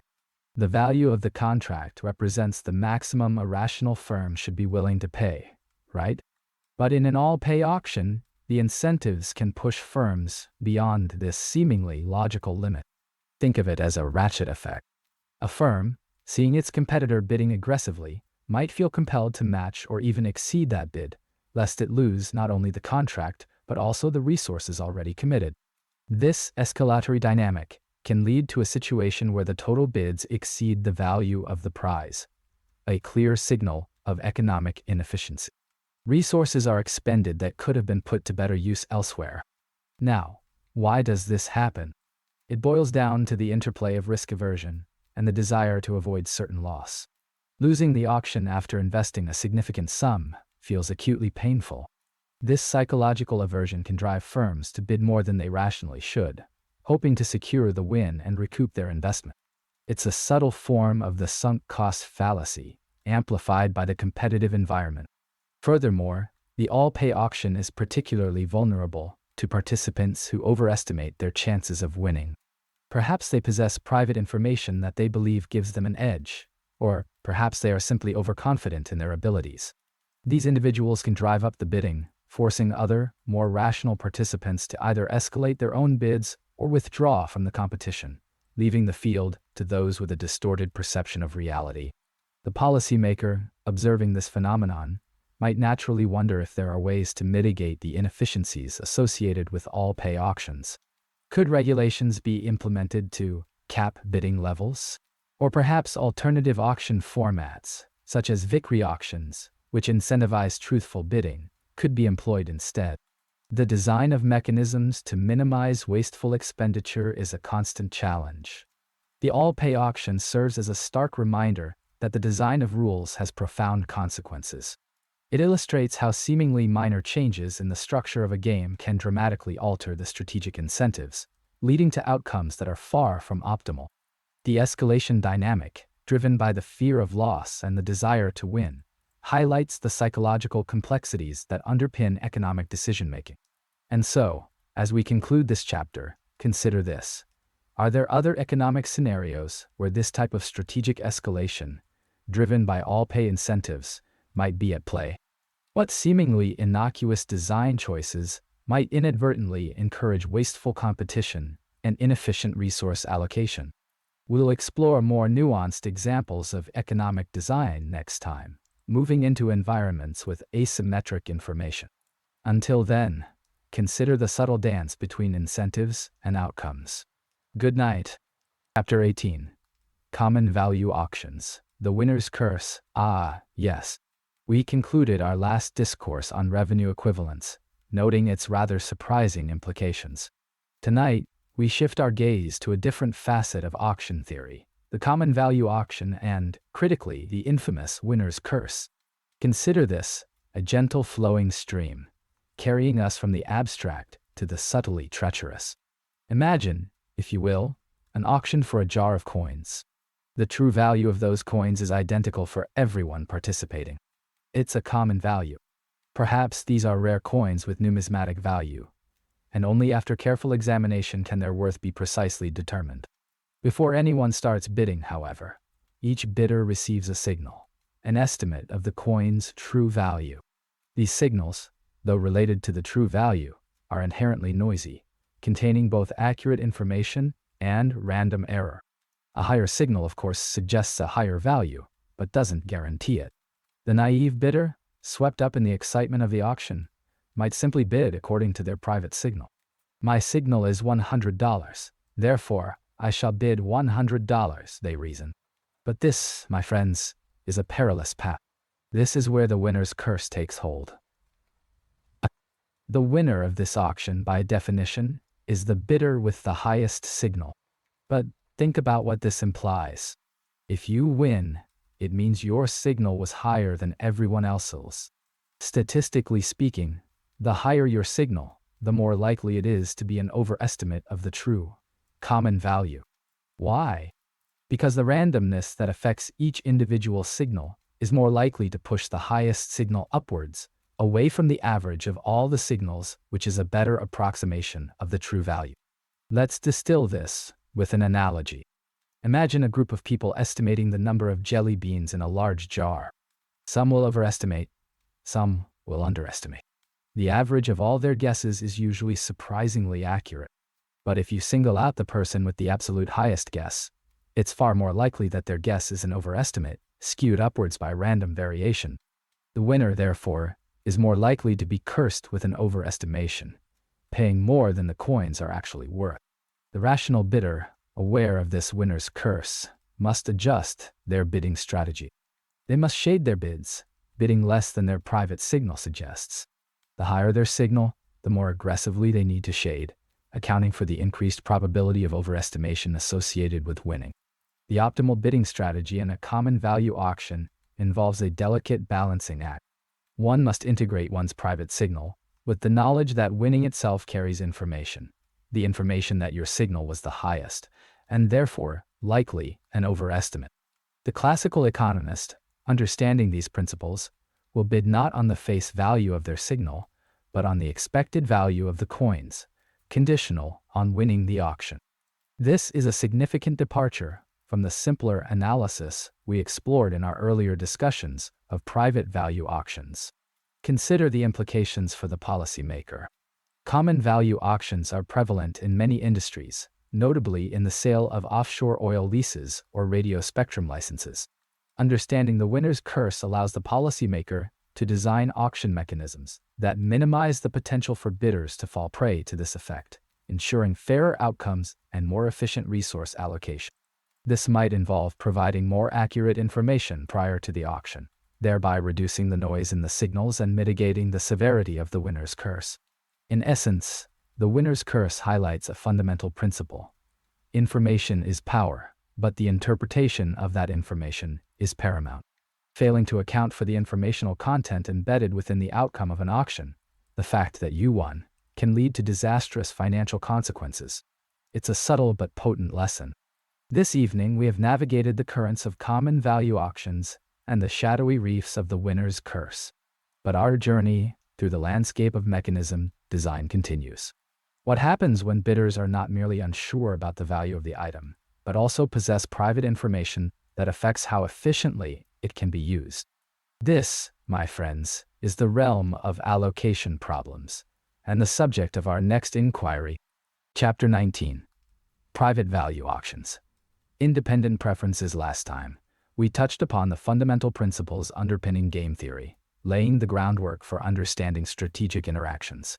Tonight, our intellectual journey meanders into the realm of mechanism design, specifically focusing on auctions where participants hold private, independent valuations. We'll explore how we can, like careful architects, design the rules of the game to achieve desired outcomes.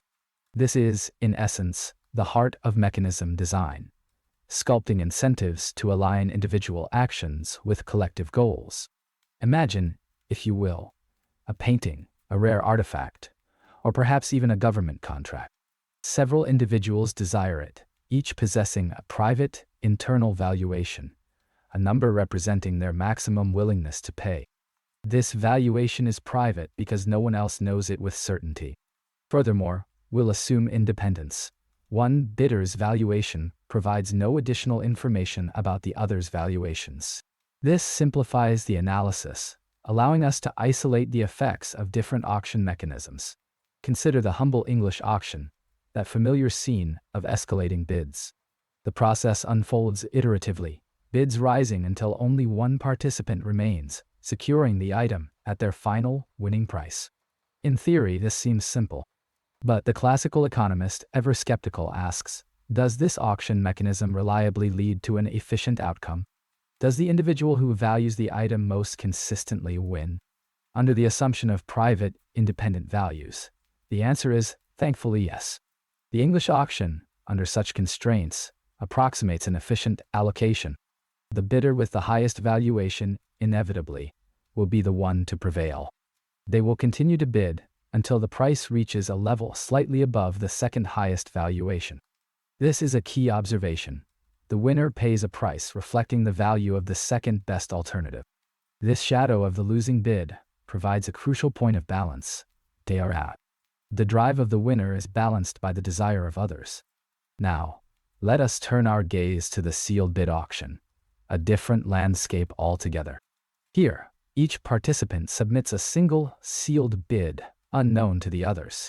There are several variants of this, the most common being the first price and second price auctions. In a first price sealed bid auction, the highest bidder wins and pays their own bid. The second price auction, on the other hand, awards the item to the highest bidder, but they only pay the second highest bid. A subtle distinction, perhaps, but one with profound consequences. The policymaker, always searching for practical solutions, might wonder, which of these mechanisms is superior? Does one generate more revenue for the seller? Does one lead to a more efficient allocation? Under our assumptions of private, independent values, the celebrated revenue equivalence theorem emerges. It states that, under certain conditions, various auction mechanisms, including the English auction, the second price sealed bid auction, and the first price sealed bid auction, yield the same expected revenue for the seller. This is a remarkable result, a convergence of seemingly disparate mechanisms towards a common financial destination. However, the devil, as always, resides in the details. While revenue equivalence holds under specific assumptions, deviations from these assumptions, such as risk aversion or correlated valuations, can dramatically alter the landscape. Risk-averse bidders, for instance, might bid more conservatively in a first-price auction, fearing overpayment, thereby lowering the expected revenue. Correlated valuations, where one bidder's valuation influences another's, introduce strategic complexities beyond the scope of tonight's discussion. The river of theory forks as we move away from the idealized setting. The second price sealed bid auction, sometimes referred to as the victory auction, possesses a particularly appealing property. It is truth-telling, dominant strategy incentive compatible. This means that each bidder's best strategy is simply to bid their true valuation, regardless of what others do.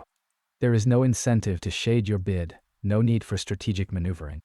This simplifies the decision-making process considerably, and it safeguards against inefficiencies arising from strategic manipulation. The mechanism guides towards the true value of the item on offer. Tonight, we have charted a course through the waters of private value auctions with independent preferences. We have seen how different auction mechanisms, like carefully engineered vessels, navigate the complexities of strategic interaction.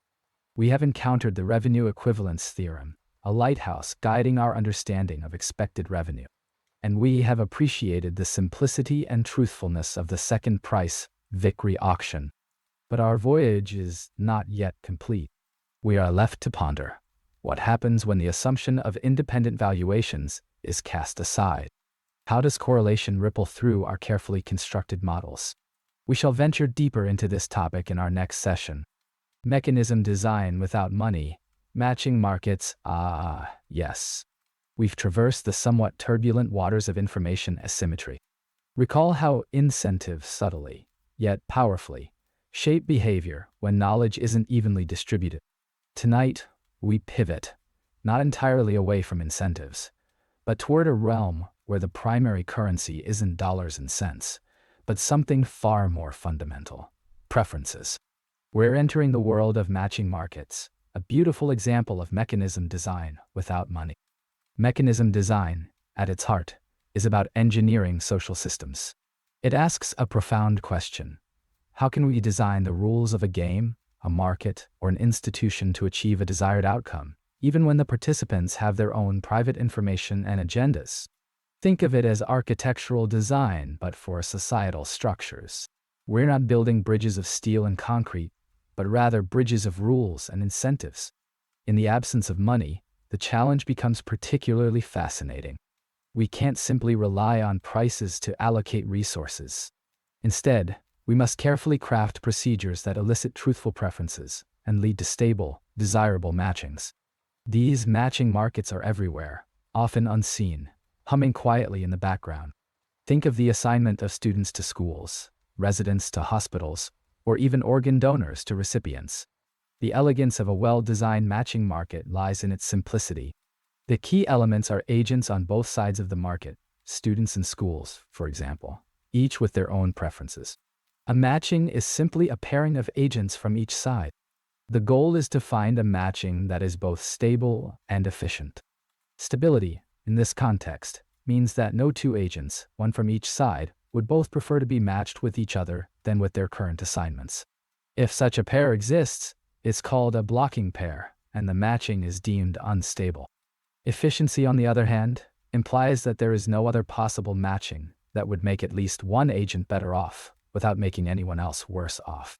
This is often referred to as Pareto optimality. Now, consider the task of the policymaker. How does he design a mechanism, a set of rules, that guarantees a stable and efficient outcome? One particularly insightful approach, often attributed to the classical economist, involves deferred acceptance algorithms. These algorithms, in their various forms, operate iteratively. One side of the market proposes, while the other side considers those proposals. Those who are less desirable are rejected, while those who are more desirable are temporarily held. This process continues until no further rejections occur, and a stable matching emerges. It's a beautifully balanced dance of offers and acceptances. The beauty of these deferred acceptance algorithms is that, under certain conditions, they are strategy-proof for at least one side of the market. This means that the agents on that side cannot improve their outcome by misrepresenting their preferences. Truthful revelation becomes the dominant strategy, fostering transparency and trust within the system. The algorithm acts as a pressure release valve, allowing the system to settle into a stable equilibrium.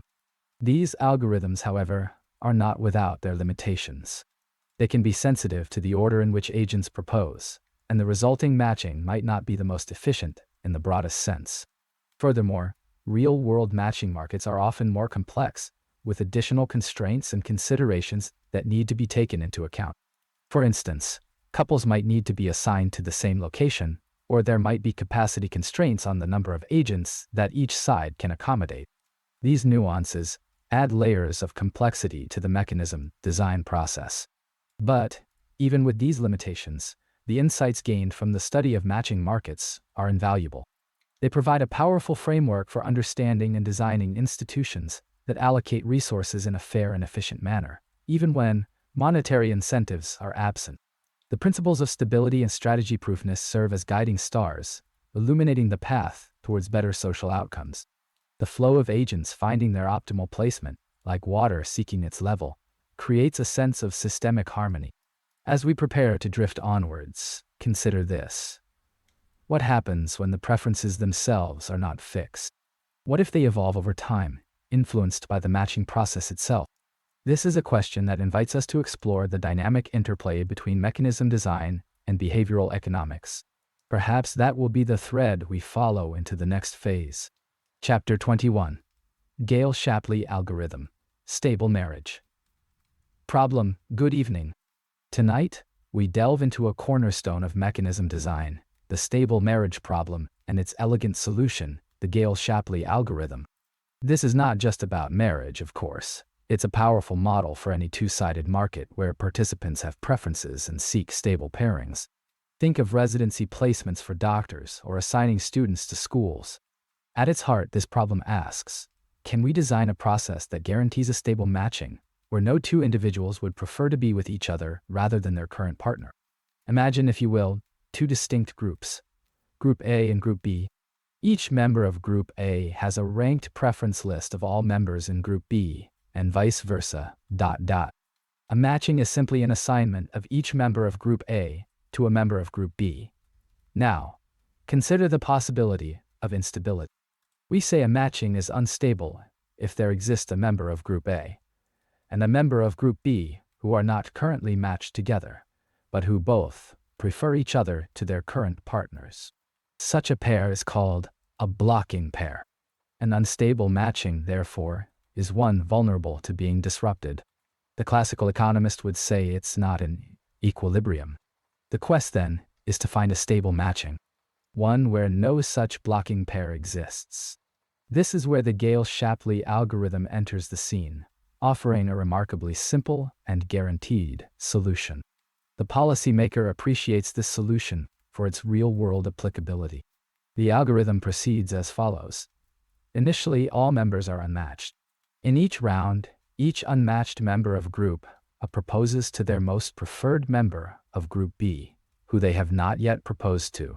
Each member of Group B then considers all the proposals they have received, along with their current partner, and holds their most preferred proposer, rejecting the rest. Rejected members of Group A then propose to their next most preferred choice in the subsequent round. This process continues until all members are matched. Let's break this down. Each member of Group A is systematically working down their preference list. Simultaneously, the members of Group B are selectively accumulating and then upgrading their potential matches. Crucially, once a member of Group B is matched, they remain matched, though they might switch to a more preferred partner. This dynamic ensures that the quality of matches, from the perspective of Group B, only ever improve. Think of it as a gradual settling, like sediment in a still pond, with the best matches slowly coalescing at the bottom. What makes this algorithm so compelling is its guarantee of finding a stable matching. We can prove this by contradiction. Suppose the algorithm terminates, producing a matching M, but that M is unstable. This means there exists a blocking pair, where A belongs to Group A and B belongs to Group B, who both prefer each other to their current matches in M now. Consider why A and B are not matched together in M. There are two possibilities, either A never proposed to B or B rejected A. If A never proposed to B, it must be because A found someone they preferred even more, which contradicts the assumption that A prefers B to their current match. If B rejected A, it must be because B was already holding someone she preferred to.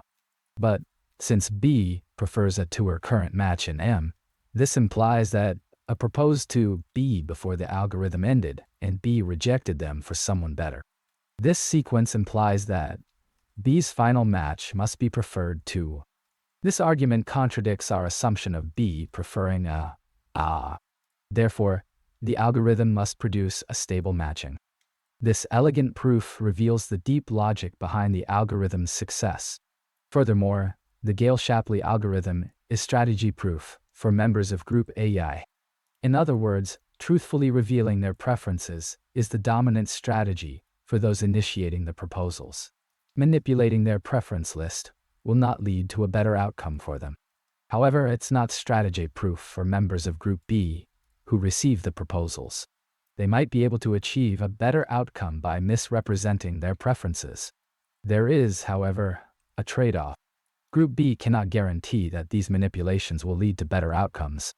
Manipulation may only lead to worse outcomes. This asymmetry underscores the intricate dynamics at play in mechanism design. The stable marriage problem and the Gale-Shapley algorithm provide a powerful lens through which to understand the broader challenges of mechanism design. It demonstrates how carefully crafted rules can lead to desirable outcomes, even in the face of complex preferences and potential strategic behavior. The algorithm is not just a theoretical construct. It's a practical tool used in various real-world applications where stability and fairness are paramount. The Economist has learned of successful applications in organ donation and school assignments. Chapter 22. Top Trading Cycles. Kidney Exchange and Resource Allocation. Good evening. We've navigated the turbulent waters of auction theory, and as the tide recedes, we find ourselves on the shores of mechanism design. This isn't simply about extracting the highest price, it's about designing rules, carefully crafting systems to achieve desired social outcomes.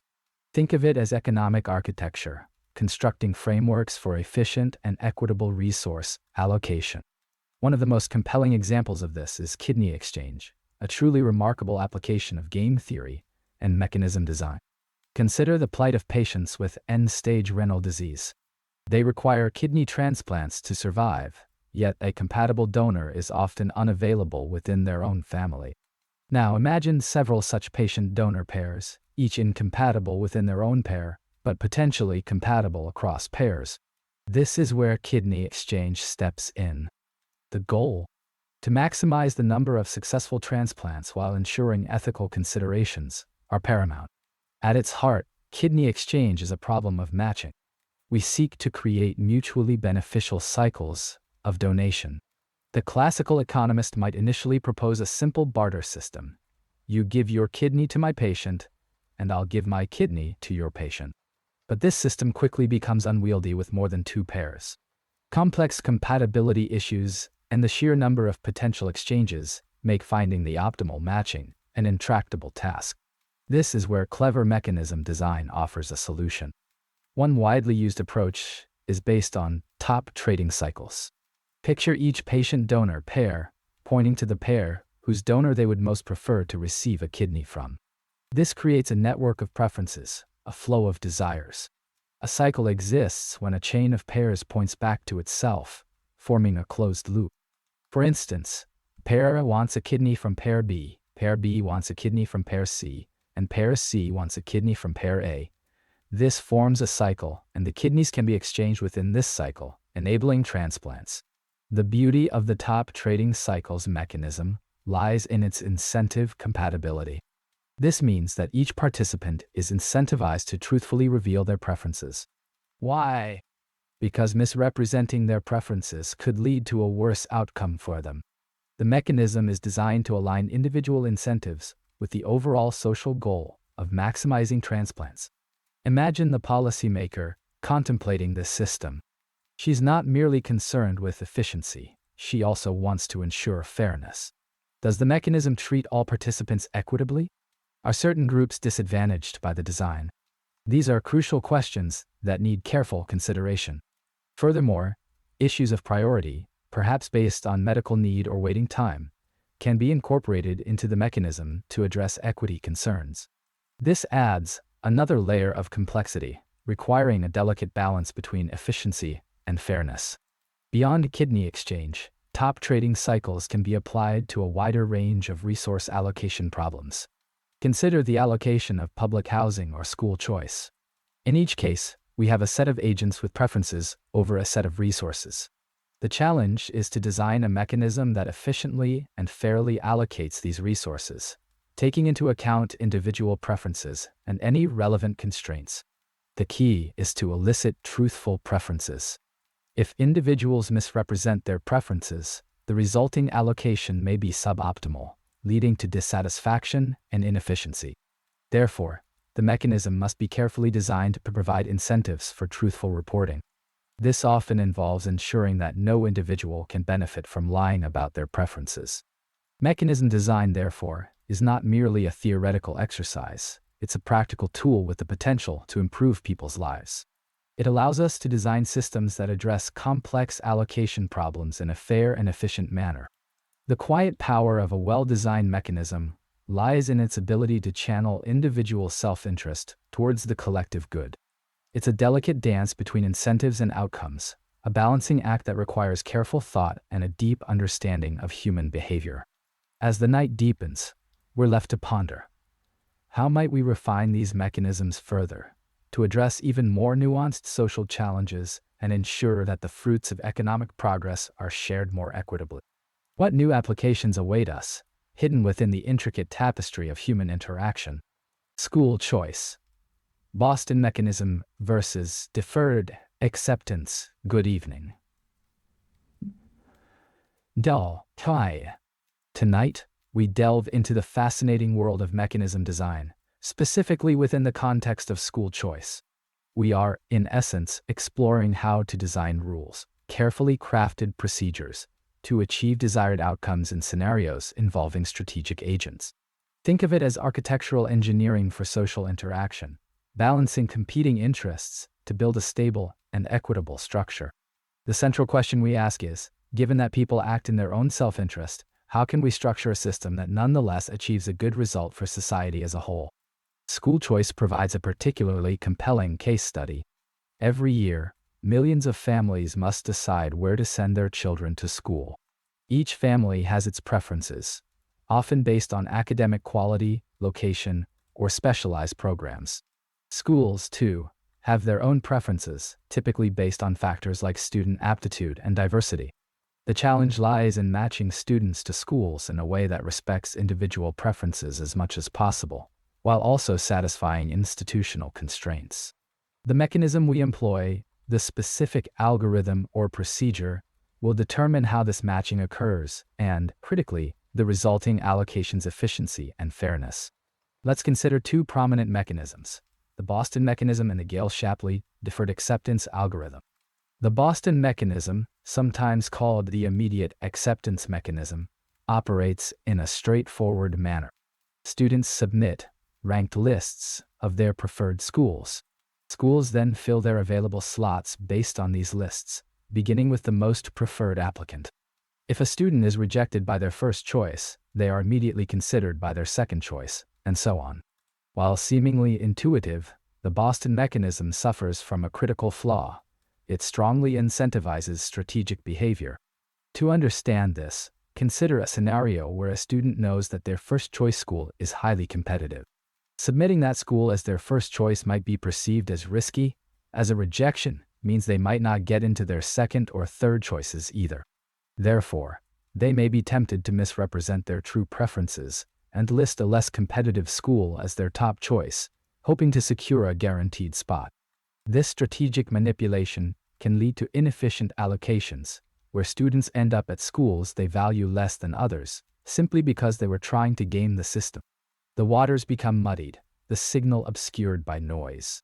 In contrast, the Gale-Shapley deferred acceptance algorithm, often referred to in the school choice literature simply as deferred acceptance, takes a different approach. This mechanism also relies on ranked lists of preferences from both students and schools. However, instead of immediate acceptance, it proceeds through a series of rounds.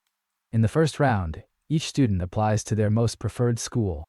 Schools then tentatively accept the students they prefer most among their applicants and reject the rest. In the next round, rejected students apply to their next most preferred school.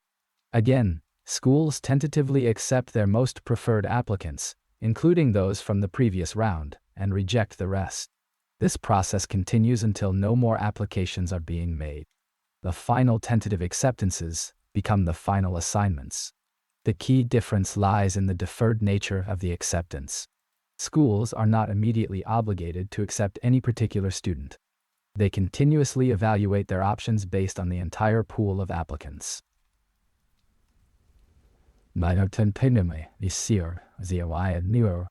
This seemingly subtle change has profound implications for strategic behavior. It turns out that, under certain conditions, the deferred acceptance algorithm is strategy-proof for students. That is, it is always in a student's best interest to truthfully reveal their preferences. Misrepresenting preferences can never improve their outcome and might even make it worse. This property of strategy-proofness makes the deferred acceptance algorithm a much more desirable mechanism for school choice. By removing the incentive for strategic manipulation, it leads to more efficient and stable allocations, where students are more likely to be matched to schools that genuinely align with their preferences. The mechanism encourages honesty, allowing for a clearer, more accurate matching process. The implication for the policymaker is clear. When designing mechanisms, a deep understanding of incentives is paramount. A seemingly simple change in the rules can have a dramatic impact on behavior and outcomes. The classical economist emphasized efficiency, but a well-designed mechanism must also consider fairness, equity, and the practical realities of human behavior. These aspects are not always easily quantifiable, but they are nonetheless crucial for the successful implementation of any policy. Chapter 24. The National Resident Matching Program. Real-world matching, we've journeyed through theoretical frameworks, abstract models crafted in the quiet hum of economic thought. Now, let us transition from the realm of pure abstraction to a tangible, vital system, the National Resident Matching Program, or NRMP. It is, in essence, a real-world laboratory for mechanism design, a place where theoretical ideals meet the complexities of human preferences and institutional constraints. The NRMP, as many of you may know, is the system that matches medical school graduates with residency programs in the United States. It might seem a simple administrative task at first glance, but beneath the surface lies a fascinating application of mechanism design, the art, and indeed, the science, of designing rules to achieve desired outcomes. We will see here that matching theory, a subset of mechanism design, strives to create stable and efficient pairings between two distinct groups, each with their own set of preferences. Consider, for a moment, the inherent challenge. We have medical students, eager to begin their specialized training, each harboring a prioritized list of residency programs. And simultaneously, we have those residency programs, each seeking to fill their available slots with the most promising candidates. A naive approach, perhaps a simple first-come, first-served system, would almost certainly lead to chaos, instability, and potentially undesirable outcomes. Imagine students being pressured to accept early offers before fully exploring their options, or programs filling their spots with less than ideal candidates due to timing alone. Mechanism design, at its core, aims to overcome such inefficiencies. It seeks to create a system, a carefully crafted set of rules, that incentivizes participants to act in a way that leads to a collectively beneficial result. The goal is to align individual incentives with the overall objective of a stable and efficient match. We seek a pairing where no student and no program would both prefer to be with each other rather than their current match. This is what we mean by stability. The NRMP uses a particular algorithm, a variant of the Gale-Shapley algorithm, often referred to as a deferred acceptance algorithm. The essential idea is elegantly simple. Students propose to their most preferred program. Programs then consider all the proposals they've received and tentatively accept their most preferred candidates, rejecting the others. Those rejected students then propose to their next most preferred program, and so on. This process continues until no further rejections occur, and the resulting tentative matches become final. This algorithm, seemingly straightforward, possesses remarkable properties. It is, crucially, stable. It guarantees that no student and program would mutually prefer to be with each other, preventing the unraveling of the match that can occur when such opportunities exist. Moreover, it is strategy-proof, meaning that it is in each participant's best interest to reveal their true preferences. There is no advantage to be gained by strategically misrepresenting your ranking of programs or students. The classical economist might argue that this is a necessary condition for a functioning system, allowing for accurate information flow and preventing manipulation. It is worth noting, however, that the algorithm, in its original formulation, is biased towards the proposing side, in this case, the students. Programs are, in a sense, passive. They only evaluate and accept or reject proposals. In practice, modifications to the algorithm have been implemented to address potential concerns about fairness and to better accommodate the complexities of the real-world matching process. The policymaker recognized that perfect symmetry may not always be achievable, but the focus should be on minimizing any distortions or biases that could disadvantage certain participants. The success of the NRMP serves as a powerful example of the transformative potential of mechanism design. It demonstrates that careful design can lead to efficient and stable outcomes, even in complex environments with diverse preferences.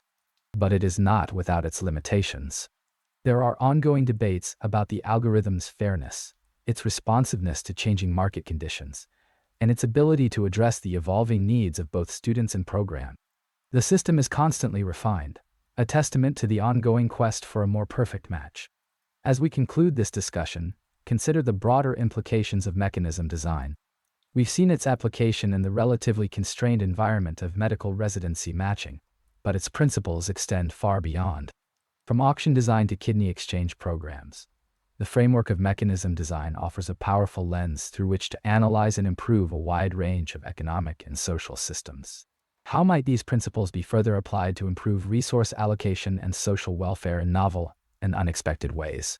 This is a question that lingers, inviting further exploration. Chapter 25. Public Goods. The free rider problem. Last time, we explored the peculiar characteristics of public goods, non-excludability and non-rivalry. We touched upon how these qualities, seemingly beneficial, can lead to market failures. Tonight, we delve deeper into one of the most persistent challenges associated with public goods, the free rider problem. And more importantly, we'll begin to consider how we might design mechanisms to alleviate this, a crucial stepping stone into the broader field of mechanism design. The free rider problem arises because individuals can enjoy the benefits of a public good without contributing to its cost. Imagine a beautiful park. Everyone can wander its paths, breathe the fresh air, and admire the scenery, regardless of whether they helped fund its upkeep. If everyone reasons this way, why should I pay when I can simply enjoy the benefits provided by others? The park will fall into disrepair, or perhaps never even be built. This is a classic example of a coordination failure, a situation where individual rationality leads to a collectively suboptimal outcome. The issue isn't necessarily malevolence, it's simply the allure of maximizing individual utility. The rational agent, in a purely self-interested model, recognizes that their contribution, or lack thereof, has a negligible impact on the provision of the public good. The benefit they receive remains largely the same regardless of their contribution, while avoiding the cost is always preferable. This is where the concept of mechanism design enters the picture. Mechanism design, at its heart, is about designing the rules of the game to achieve a desired outcome. Think of it as architectural engineering for social interactions. We, as designers, seek to create systems where individuals, acting in their own self-interest, are incentivized to contribute to the collective good. The aim is to align individual incentives with social welfare. One approach is government intervention, the approach favored by the policymaker. Taxation, for instance, can be seen as a mechanism to fund public goods. By mandating contributions, the free rider problem is circumvented. However, taxation isn't a perfect solution. Determining the optimal level of taxation, the efficient allocation of resources, and addressing concerns about fairness are all complex challenges. Another avenue is the exploration of alternative payment schemes. Consider a voluntary contribution mechanism. We could allow individuals to contribute as much or as little as they wish to the provision of a public good. However, if we simply pool these contributions and use them to provide the good, we're back to the free rider problem. People will strategically underreport their willingness to pay. To address this, we might introduce a matching grant.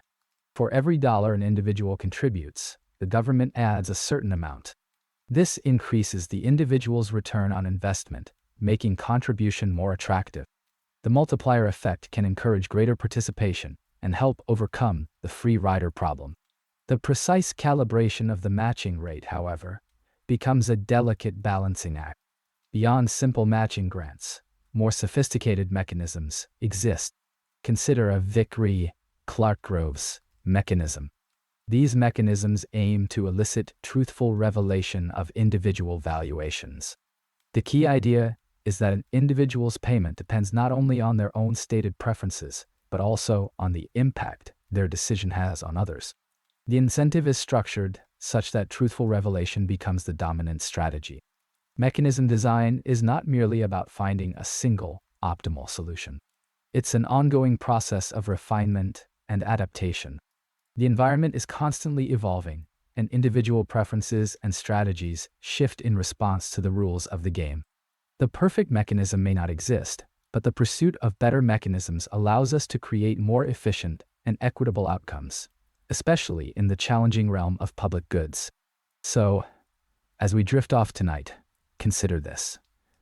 If the free rider problem is a persistent echo in the halls of economics, what other inherent incentive problems are lurking, waiting to be uncovered, and how might we, as architects of social systems, address them?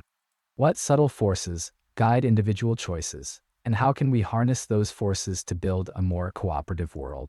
These are the questions that will continue to guide us in our exploration of economic mechanisms. Good night. Chapter 27, Groves Mechanism, Guaranteeing Efficient Provision. Tonight, we consider a particularly elegant solution within the realm of mechanism design. The Groves mechanism. Mechanism design, at its heart, is about crafting the rules of the game to achieve desirable outcomes, even when individuals possess private information. It's akin to designing a water system where each pipe, each valve, directs the flow toward optimal distribution, even if we can't see the exact pressure at every point. The challenge, as always, lies in this private information. Imagine a group of individuals contemplating a public project, say, the construction of a local park. Each individual has their own valuation, their own personal willingness to pay for this park. Some might value it highly, envisioning daily strolls and family picnics. Others might find it less appealing, perhaps preferring to spend their time elsewhere. The problem is, we, the society, the policymaker, don't know these individual valuations. Asking them directly might not yield truthful answers. There's a temptation to understate one's value to avoid paying a fair share, or perhaps overstate it to ensure the project proceeds. The Groves mechanism offers a clever solution to this dilemma. It creates incentives for truthful revelation of these private valuations. The core idea is to make each individual's payment dependent not only on their own declared valuation, but also on the valuations declared by everyone else. This interconnectedness is the key. Let's break down the mechanism. Each individual reports their valuation for the project. Based on these reported valuations, a decision is made. Should the project proceed or not? Typically, the decision rule is simple. If the sum of the reported valuations exceeds the cost of the project, then it proceeds. Otherwise, it doesn't. This seems straightforward, doesn't it? But the true ingenuity lies in the payment rule. The payment rule is designed to align each individual's incentives with the social good. An individual's payment is equal to the negative externality they impose on the rest of the group. That sounds complex, but let's unpack it. If the project proceeds because of an individual's high reported valuation, that individual pays the difference between the total benefit received by the other members of the group and the cost of the project. In essence, they're paying for any loss experienced by others due to the project going forward because of their influence. Conversely, if the project doesn't proceed due to an individual's low reported valuation, that individual receives a payment equal to the total benefit that the other members of the group would have received had the project proceeded. They are compensated for denying others the benefit they would have enjoyed. Why does this work? Because it makes it in each individual's best interest to truthfully reveal their valuation. If they understate their valuation, they risk preventing the project from proceeding when it would have been socially beneficial, thereby depriving themselves of potential benefits. Conversely, if they overstate their valuation, they risk causing the project to proceed when it is not socially beneficial, thereby incurring a payment that exceeds their true benefit. The Groves mechanism guarantees that the socially optimal decision is made. That is, the project proceeds if and only if the total benefit exceeds the total cost. It also guarantees that everyone participates voluntarily, as they are always better off reporting their true valuation than trying to manipulate the system. It's a self-regulating system, a carefully balanced equation designed to extract truthful information and allocate resources efficiently. There are, however, a few wrinkles. The Groves mechanism often results in a budget surplus. The payments collected may exceed the cost of the project, leaving money on the table. This presents a challenge. What to do with this surplus? Distributing it equally can undermine the incentives for truthful revelation. This problem of balancing efficiency with budget balance remains a topic of ongoing research and refinement. The classical economist might raise an eyebrow at the notion of these supplemental payments, hinting at potential inefficiencies introduced in other parts of the system to compensate. The policymaker, on the other hand, sees the promise of effective provision, even with its challenges. We can picture the Groves mechanism as a delicate instrument, capable of eliciting valuable information and guiding us towards better decisions. VCG mechanism. The generalized Clark-Groves tax. We've considered the intricate dance between private information and societal well-being.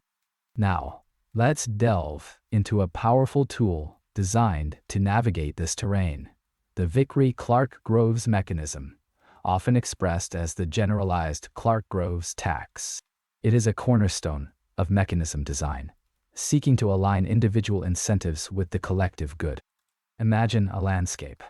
Within it, each individual possesses a piece of vital information: their private valuation of a public project, a resource allocation, or indeed, any decision affecting them and others. The challenge, as the policymaker sees it, is to aggregate these disparate pieces of information truthfully, thereby making a decision that maximizes overall social welfare. The challenge is further complicated by the fact that each individual might have an incentive to misrepresent their true valuation to sway the outcome in their favor. The VCG mechanism offers a compelling solution. It's founded on a simple yet profound principle. Each individual should internalize the full social cost of their actions. This involves not just paying for the direct cost of their actions, but also accounting for the external costs imposed on others by changing the outcome. Let's break this down. The mechanism functions as follows. First, each individual reports their valuation for each possible outcome. These valuations, as reported, are taken as the individual's truth, at least for the purposes of the mechanism. Second, the mechanism determines the outcome that maximizes the sum of reported valuations. This is the socially optimal outcome, given the information provided. This outcome is the one selected. Third, and this is the critical step, each individual pays a tax. This tax is designed to internalize the external costs they impose on others. This tax is usually called a pivotal payment. Specifically, the pivotal payment is calculated as the decrease in the aggregate value to other agents caused by the agent's participation in the process. The pivotal payment effectively forces the agent to reveal their true preferences. More formally, the pivotal payment is the difference between the aggregate value received by the other agents when the outcome is determined by maximizing the value with all agents participating, and the aggregate value received by the other agents when the outcome is determined by maximizing the value for the other agents, as if the given agent had not participated. The effect of this pivotal payment is that the agent receives the full societal effect of their participation in the decision. Consider a scenario where the classical economist proposes a public park. 3 citizens, let's call them alpha, beta, and gamma, each have a private valuation of the park. The VCG mechanism asks each to submit their valuation. If, based on these reported valuations, Building the park maximizes the total value. The park is built. However, each citizen then pays a tax that reflects the net benefit they provide to the other two. If alpha's presence in the decision caused a decrease in the value to beta and gamma, then alpha pays a tax of that amount. Otherwise, they are not taxed. The beauty of the VCG mechanism lies in its incentive compatibility. It's a dominant strategy for each individual to report their true valuation, regardless of what others do. Why? Because reporting truthfully ensures that they make the decisions that are best for society and for them, and also ensures that they are compensated for the net benefit that they create.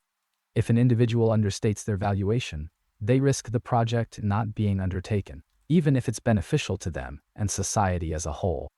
If they overstate their valuation, they risk the project being undertaken when it's not truly beneficial, resulting in a higher tax. This creates a delicate balance, an equilibrium that favors truthful revelation. This mechanism is not without its challenges. The VCG mechanism doesn't guarantee a budget balance. That is, the total taxes collected may not equal the cost of the project. The government often must cover a budgetary deficit or discard any excess payments. This is because the agent is compensated for the net benefit they create, but are not charged for any societal cost beyond the pivotal payment. Moreover, the implementation of the VCG mechanism can be computationally complex, particularly in scenarios with many individuals and possible outcomes. The calculation of each agent's pivotal payment requires determining the socially optimal outcome with and without the agent's participation. Despite these limitations, the VCG mechanism stands as a testament to the power of mechanism design. It showcases how carefully crafted rules can incentivize truthful information revelation, leading to more efficient and socially desirable outcomes. It allows the policymaker to effectively manage the complex interplay of self-interest and collective well-being. But does this framework truly capture the nuanced reality of human behavior? How do biases and cognitive limitations affect its performance? These questions invite us to delve deeper, to explore the boundaries of rational choice and the influence of psychological factors on economic mechanisms. What unseen currents influence these delicate systems? Chapter 29. Algorithmic Mechanism Design. Computational Considerations. Yes. We've journeyed thus far, contemplating the elegance of mechanism design in principle. We understand, or are beginning to, how rules can be crafted, carefully sculpted, really, to incentivize desired outcomes, even when agents possess private information. But, as we move from the theoretical realm and into the practical, a new set of considerations arises, a subtle but insistent hum beneath the surface of our perfect models. Tonight, we'll address the computational aspects of mechanism design. Consider this a gentle descent into the practical realities that often temper idealized visions. We'll focus not just on what can be achieved, but on what can be achieved efficiently. The classical economist in their purest form assumes essentially unbounded computational power. They conceive of agents instantly solving optimization problems of incredible complexity, effortlessly navigating through strategy spaces as vast as the cosmos. But real agents, alas, are limited. They have finite cognitive resources, and their computers, even the most sophisticated ones, require time and energy to process information. This limitation profoundly impacts mechanism design. Consider an auction, for example. The policymaker desires to allocate an item to the individual who values it most highly. A theoretically perfect mechanism might involve a complex bidding language, allowing agents to express nuanced preferences and contingencies. But if the computation required to determine the optimal bid is excessively burdensome, agents might simply choose to participate suboptimally, or worse, not at all. The mechanism, however elegant in its conception, fails in its execution due to computational intractability. One common approach to addressing this challenge is to simplify the mechanism. Instead of striving for the absolute best outcome according to some idealized welfare criterion, the policymaker might settle for a mechanism that achieves a good outcome in a computationally feasible manner. This often involves trade-offs. Perhaps some degree of efficiency is sacrificed in exchange for ease of implementation and participation. Think of it as adjusting the aperture on a camera. A sharper focus on theoretical perfection might blur the practical image, while a slightly softer lens yields a clearer, more useful result in the real world. Another avenue of exploration involves cleverly distributing the computational burden.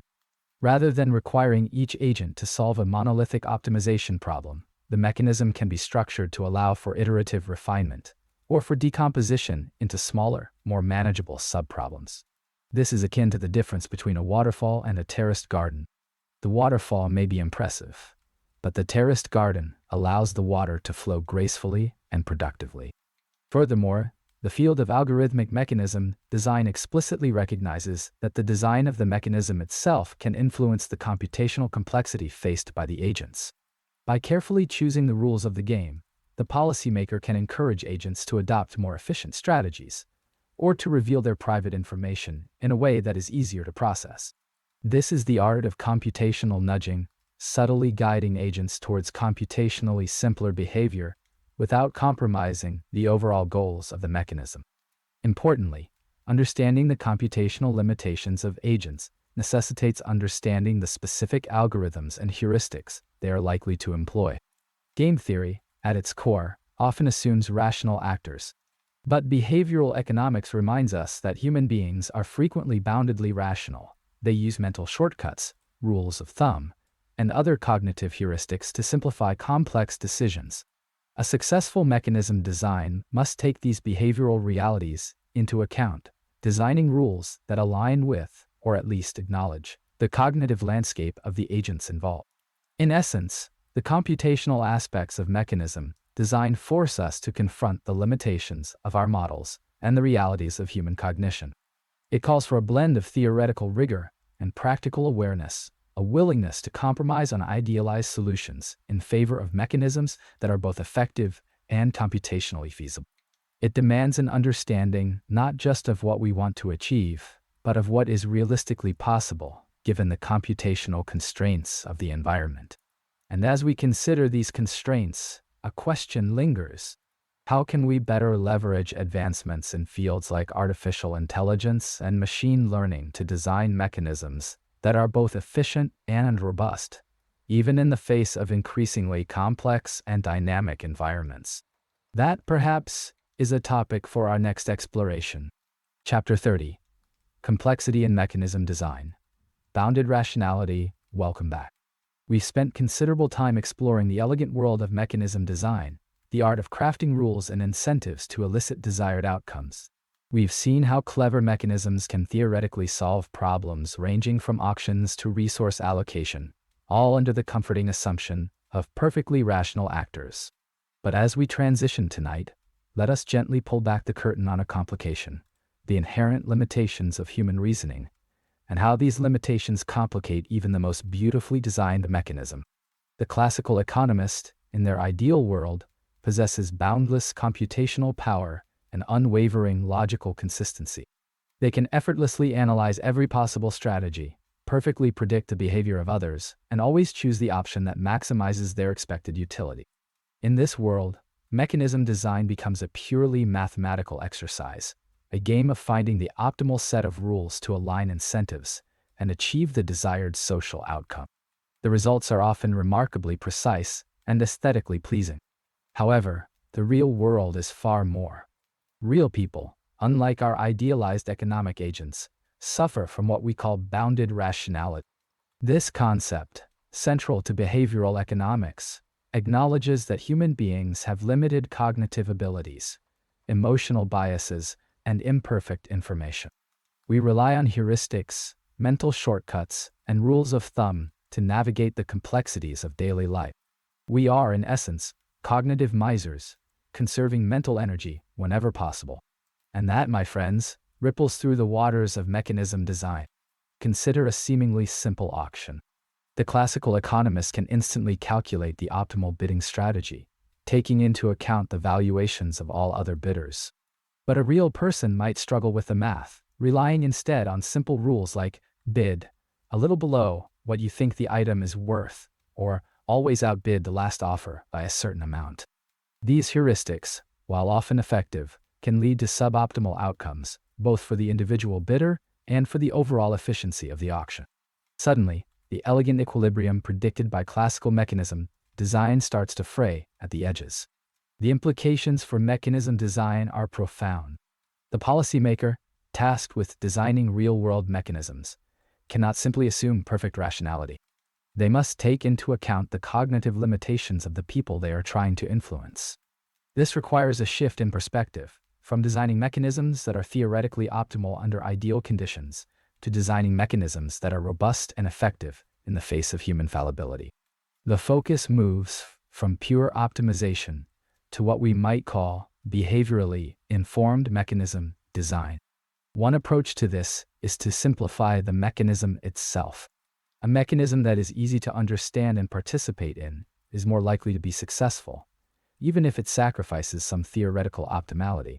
Another approach is to incorporate features that help people make better decisions, such as providing clear and concise information, offering default options, or framing choices in ways that nudge people towards desired outcomes. These behavioral interventions can be surprisingly effective in improving the performance of mechanisms, even when people are not perfectly rational. Think of organ donation, a system of informed consent, where people must actively opt into becoming donors, yields drastically lower donation rates than an opt-out system, where people are automatically enrolled unless they explicitly choose to decline. The policymaker understands this and can influence the outcome by subtly altering the design to account for this natural human tendency of inertia.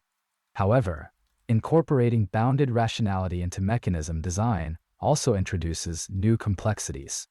It requires a deeper understanding of human psychology and behavior, as well as the ability to predict how people will actually respond to different mechanisms. This is not always easy, and it often requires empirical testing and experimentation. Furthermore, there is the risk of paternalism, of designing mechanisms that are so tailored to people's cognitive limitations that they undermine their autonomy and freedom of choice. Striking the right balance between efficiency and autonomy is a delicate art. The flow of mechanism design, once a neat stream of mathematical deductions, now meanders through the uncertain terrain of human behavior. It requires constant recalibration and a willingness to adapt to the quirks and foibles of the human mind. The pursuit of optimal outcomes becomes less about finding the perfect solution and more about crafting resilient systems that work reasonably well in the real world. And with that realization, a new question begins to form. If mechanisms themselves are complex, how do we design meta-mechanisms, processes for creating and evolving mechanisms in complex adaptive systems where even the designers themselves are boundedly rational? Chapter 32. Spectrum Auctions. Wireless Communications and Government Revenue. Good evening. Tonight, we delve into an application of mechanism design, specifically within the realm of spectrum auctions. Imagine a vast electromagnetic spectrum, the very airwaves that carry our radio, television, and increasingly, our ubiquitous wireless communications. This spectrum is a finite resource, a shared commons of sorts. The challenge, then, becomes how to allocate it efficiently, ensuring it ends up in the hands of those who can best utilize it for the benefit of society. This is where the elegant field of mechanism design enters the stage. Mechanism design, at its heart, is about crafting rules.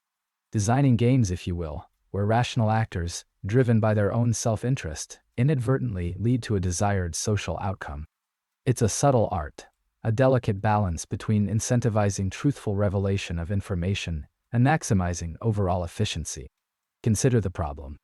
Governments, historically, often distributed spectrum licenses through administrative processes or, less desirably, by simple lotteries. These methods, however, are notoriously inefficient. They failed to reflect the true value of the spectrum to potential users. A company with innovative 5G technology might value a particular band far more than a local radio station, but under a lottery system, both have an equal chance of winning. Enter the auction. Auctions, properly designed, can serve as remarkably effective mechanisms for allocating scarce resources. The beauty lies in the incentive structure. Companies bid, revealing their willingness to pay, which, under certain conditions, approximates their valuation of the spectrum. The highest bidder wins, and the government receives revenue, a welcome consequence, though not the primary goal of efficient allocation. However, designing a successful spectrum auction is far from trivial. We need to consider the players involved, their strategies, and the potential pitfalls. The classical economist, steeped in the theory of perfect competition, might envision a simple, straightforward auction where bidders truthfully reveal their valuations. Alas, the real world is rarely so cooperative. One significant concern is collusion. Companies, aware of their collective market power, might agree to suppress their bids, driving down the final price and effectively stealing value from the public. Another challenge is the winner's curse. The winning bidder, in a competitive environment, might overestimate the true value of the spectrum and end up paying too much, regretting their victory after the fact. This, in turn, can lead to financial instability and ultimately underinvestment in the network infrastructure. To mitigate these risks, various auction formats have been developed. The most common is the simultaneous multiple round auction. In this format, multiple licenses are auctioned off simultaneously, and bidders can incrementally increase their bids in successive rounds. This allows for price discovery, enabling bidders to refine their valuations based on the behavior of others. It also reduces the risk of collusion by making it more difficult to coordinate bid suppression across multiple licenses. Another approach involves combinatorial bidding. Here, bidders can submit bids on packages of licenses, reflecting the complementarities between different spectrum bands. This is particularly useful when companies need contiguous spectrum to provide seamless coverage. Combinatorial bidding can significantly improve efficiency by allowing bidders to express their true preferences for spectrum bundles. The policymaker, charged with ensuring that spectrum auctions serve the public interest, faces a complex task. They must balance the goals of efficient allocation, revenue generation, and promoting competition. They must also consider the potential impact of the auction design on innovation and investment in wireless infrastructure. Ultimately, the success of a spectrum auction hinges on its ability to elicit truthful revelation of information and prevent strategic manipulation. The design must be robust enough to withstand the pressures of self-interest, while still fostering a competitive environment that drives efficiency and maximizes the value of this vital resource. The flow of design, carefully calibrated, should direct rational ambition towards the common good. Chapter 33. Sponsored Search Auctions. Google and the ad market. Tonight, we consider a different facet of economic analysis, the realm of mechanism design. If game theory is about understanding the rules of engagement, mechanism design is about crafting those rules. It's the subtle art of engineering systems, like a sophisticated clockmaker, arranging gears and springs to achieve a precise and predictable outcome. At its heart, it grapples with a fundamental question. How can we design a system where individuals, acting in their own self-interest, collectively produce a desirable societal result? The core problem mechanism design addresses is one of information asymmetry. The central authority, say a benevolent government or a platform like Google, rarely possesses complete knowledge about the preferences or values of the participants. The individuals, on the other hand, hold private information that influences their choices. Mechanism design aims to bridge this information gap, incentivizing individuals to reveal their private information truthfully or to act in ways that align with the desired societal goal. Think of an auction. The auctioneer doesn't know how much each bidder truly values the item being sold. The challenge is to design an auction format that not only maximizes revenue for the seller, but also ensures the item ends up in the hands of the bidder who values it the most, a concept we often call allocative efficiency. This is a delicate, balancing act. The classical approach to auctions, for instance, might involve a sealed bid first price auction. Each bidder submits a sealed bid, and the highest bidder wins, paying the amount they bid. However, this design incentivizes strategic bidding. Bidders are often compelled to shade their bids, offering less than their true valuation to increase their chances of winning while securing a favorable price. This creates inefficiency. The item might not always go to the bidder who truly values it the most. Now, consider the second price auction. famously associated with the economist William Vickrey. In this format, the highest bidder wins, but they pay the second highest bid. This simple change has profound consequences. The dominant strategy, the strategy that yields the best outcome regardless of what other bidders do, becomes truthful bidding. Why? Because if you bid less than your true valuation, you risk losing the item to someone who values it less than you do. And if you bid more, you risk paying more than the item is actually worth to you. Therefore, truthfulness becomes the rational, self-interested choice. Google-sponsored search auctions offer a real-world example of mechanism design in action. In this system, advertisers bid on keywords, aiming to have their ads displayed prominently when users search for those keywords. Google's objective is multifaceted: to maximize revenue, to provide relevant and useful ads to users, and to maintain user trust in the platform. This requires carefully crafted rules. Initially, Google used a generalized second price auction, an iterative and somewhat complex variant of the second price principle adapted for multiple ad slots. While seemingly intuitive, the GSP auction was later found to be susceptible to certain strategic bidding behaviors, leading to potential inefficiencies. Advertisers could sometimes benefit from strategically manipulating their bids, even if it meant not truthfully revealing their willingness to pay. Subsequently, Google transitioned to a different approach, incorporating elements of what's known as a Vickrey-Clark-Groves mechanism, a more theoretically sound approach to mechanism design. VCG mechanisms, in their purest form, guarantee both efficiency and truthfulness. In essence, each participant pays a price equal to the negative externality they impose on others, the social cost their participation creates. Applying this to sponsored search means an advertiser pays an amount reflecting the opportunity cost to other advertisers and the potential user detriment by taking a particular ad slot.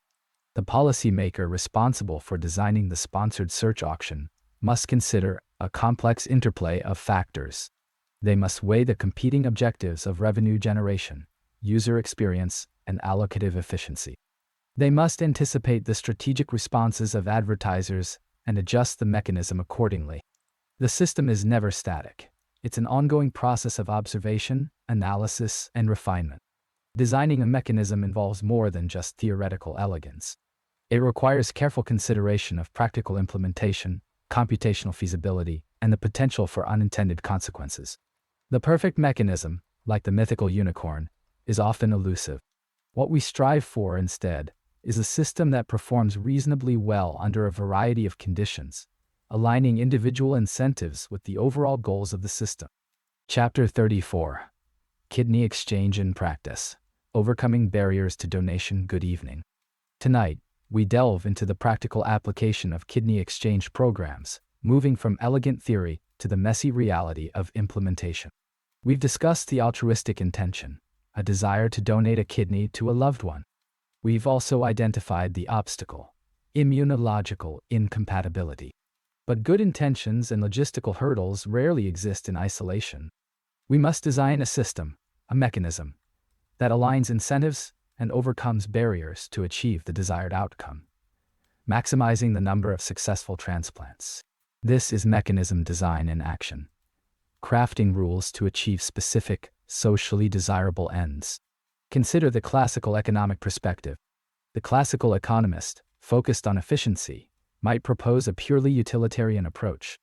A national registry, perhaps, with algorithmic matching prioritizing the pairings that result in the greatest aggregate health benefit, regardless of emotional attachments. This, in theory, would maximize the number of successful transplants across the entire pool of candidates. However, such a system might disregard the deeply personal motivations of donors, potentially leading to lower participation rates. After all, the driving force behind donation is often the desire to help a specific individual, not an abstract calculation of societal well-being. The system must therefore account for, and even leverage, those existing desires. Here lies the core challenge of mechanism design, balancing efficiency with individual preferences and practical constraints. It's not merely about finding the optimal theoretical solution, but designing a system that is both effective and acceptable. Imagine a delicately balanced scale. On one side, we have the potential for improved efficiency, more transplants, longer lives. On the other, we have the potential for reduced participation if the system feels impersonal, unfair, or unresponsive to individual circumstances. The task, then, is to find the equilibrium point, the design that maximizes benefit without unduly compromising individual agency. One significant barrier we encounter is the issue of trust. The patient, contemplating donation on behalf of their loved one, needs to be assured that their sacrifice will be reciprocated. What if they donate a kidney, but their intended recipient is deemed unsuitable for a transplant at the last minute?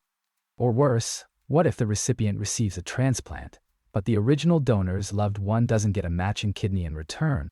To address this, kidney exchange programs often utilize simultaneous exchanges, where two or more pairs of donors and recipients undergo surgery at the same time, guaranteeing a synchronized flow of benefits. This minimizes the risk of reneging and fosters confidence in the system. Furthermore, consider the logistical complexity. Matching algorithms must account for a multitude of factors: blood type, tissue type, antibody levels, geographic location, and even the age and health of both donor and recipient. The longer the chain, the greater the potential for logistical breakdowns.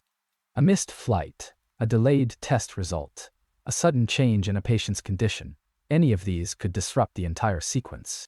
The policymaker must therefore carefully weigh the potential benefits of longer chains against the increased risk of failure. Redundancy and contingency planning become paramount.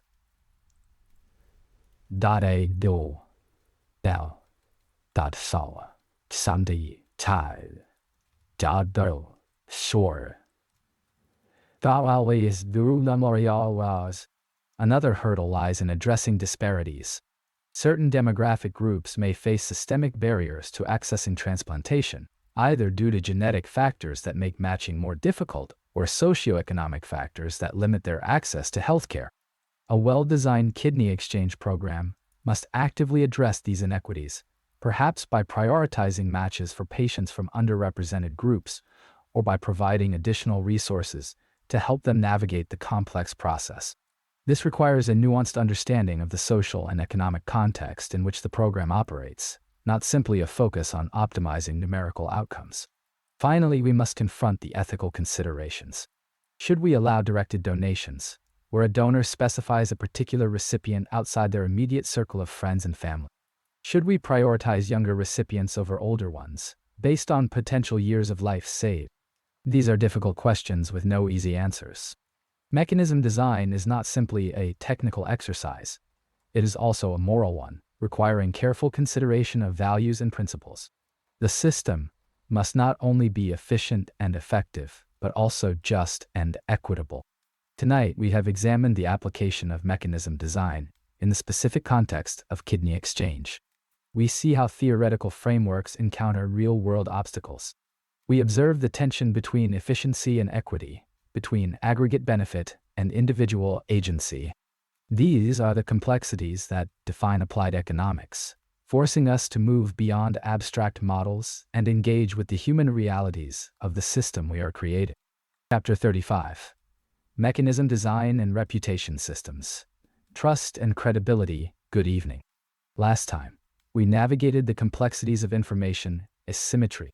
Tonight, we shift our gaze to how, in the face of imperfect information, we can consciously design systems, mechanisms to elicit desired outcomes. Think of it as economic architecture, crafting rules and incentives to guide behavior towards a predetermined societal goal. Tonight, we discuss mechanism design. At its heart, mechanism design is about engineering solutions to problems where strategic interaction complicates things.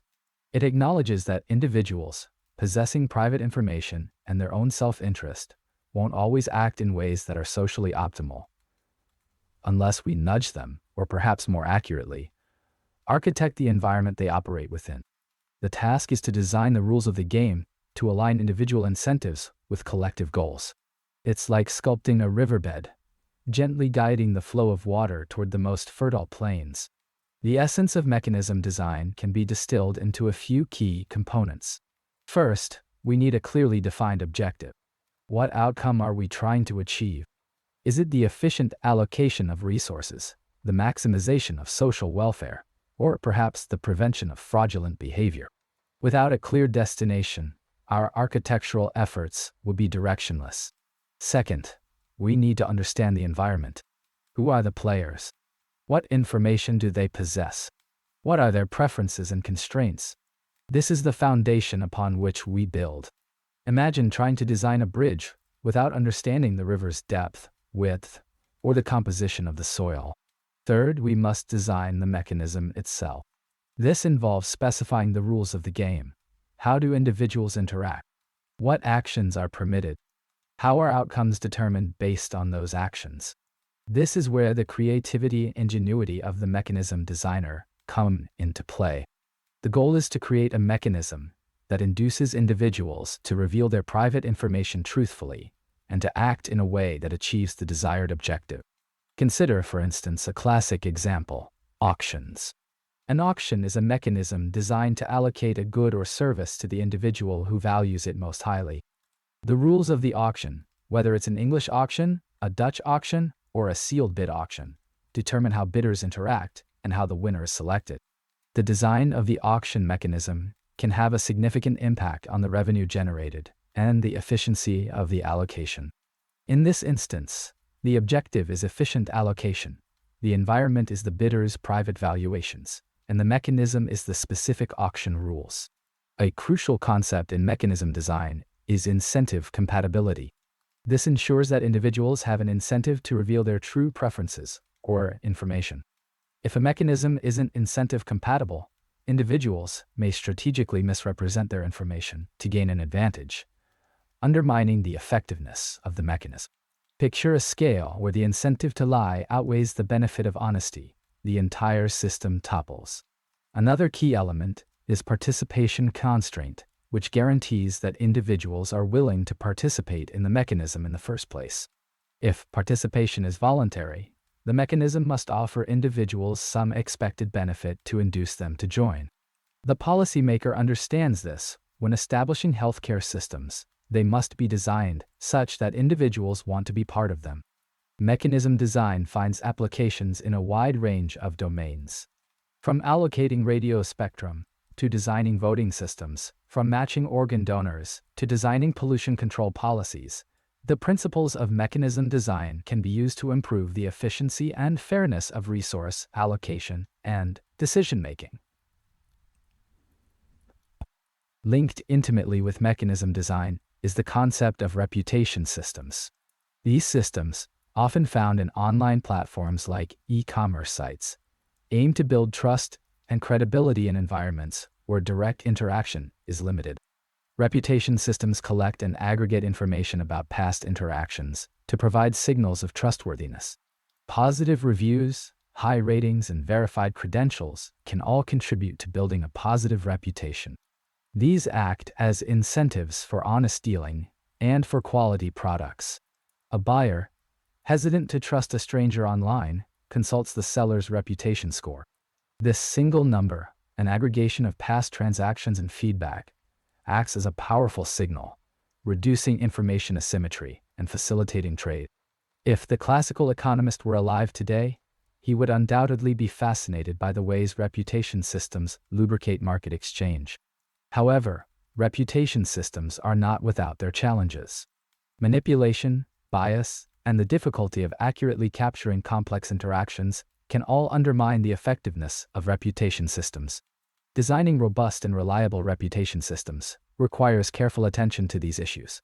So, we design our mechanisms, we construct our reputation systems, and we hope to create economic ecosystems where trust flourishes and collaboration thrives. Yet, a nagging question remains. How do we adapt our mechanisms when the very players within them learn to game the system, to exploit its rules for their own advantage? This question, and others like it, will serve to guide us as we continue our exploration of economic incentive. Chapter 36: Blockchain and Mechanism Design. Decentralized Governance. Ah, yes. We've navigated the turbulent waters of consensus and the shimmering mirage of scalability. Now, let us find ourselves drifting towards the shores of governance, specifically decentralized governance enabled by the fascinating intersection of blockchain technology and mechanism design. It's a concept as elegant as it is powerful, a way to orchestrate behavior within a system, even when no single conductor holds the baton. Imagine, if you will, a complex ecosystem, each element striving towards its own ends, yet through cleverly designed rules, contributing to the overall health and stability of the whole.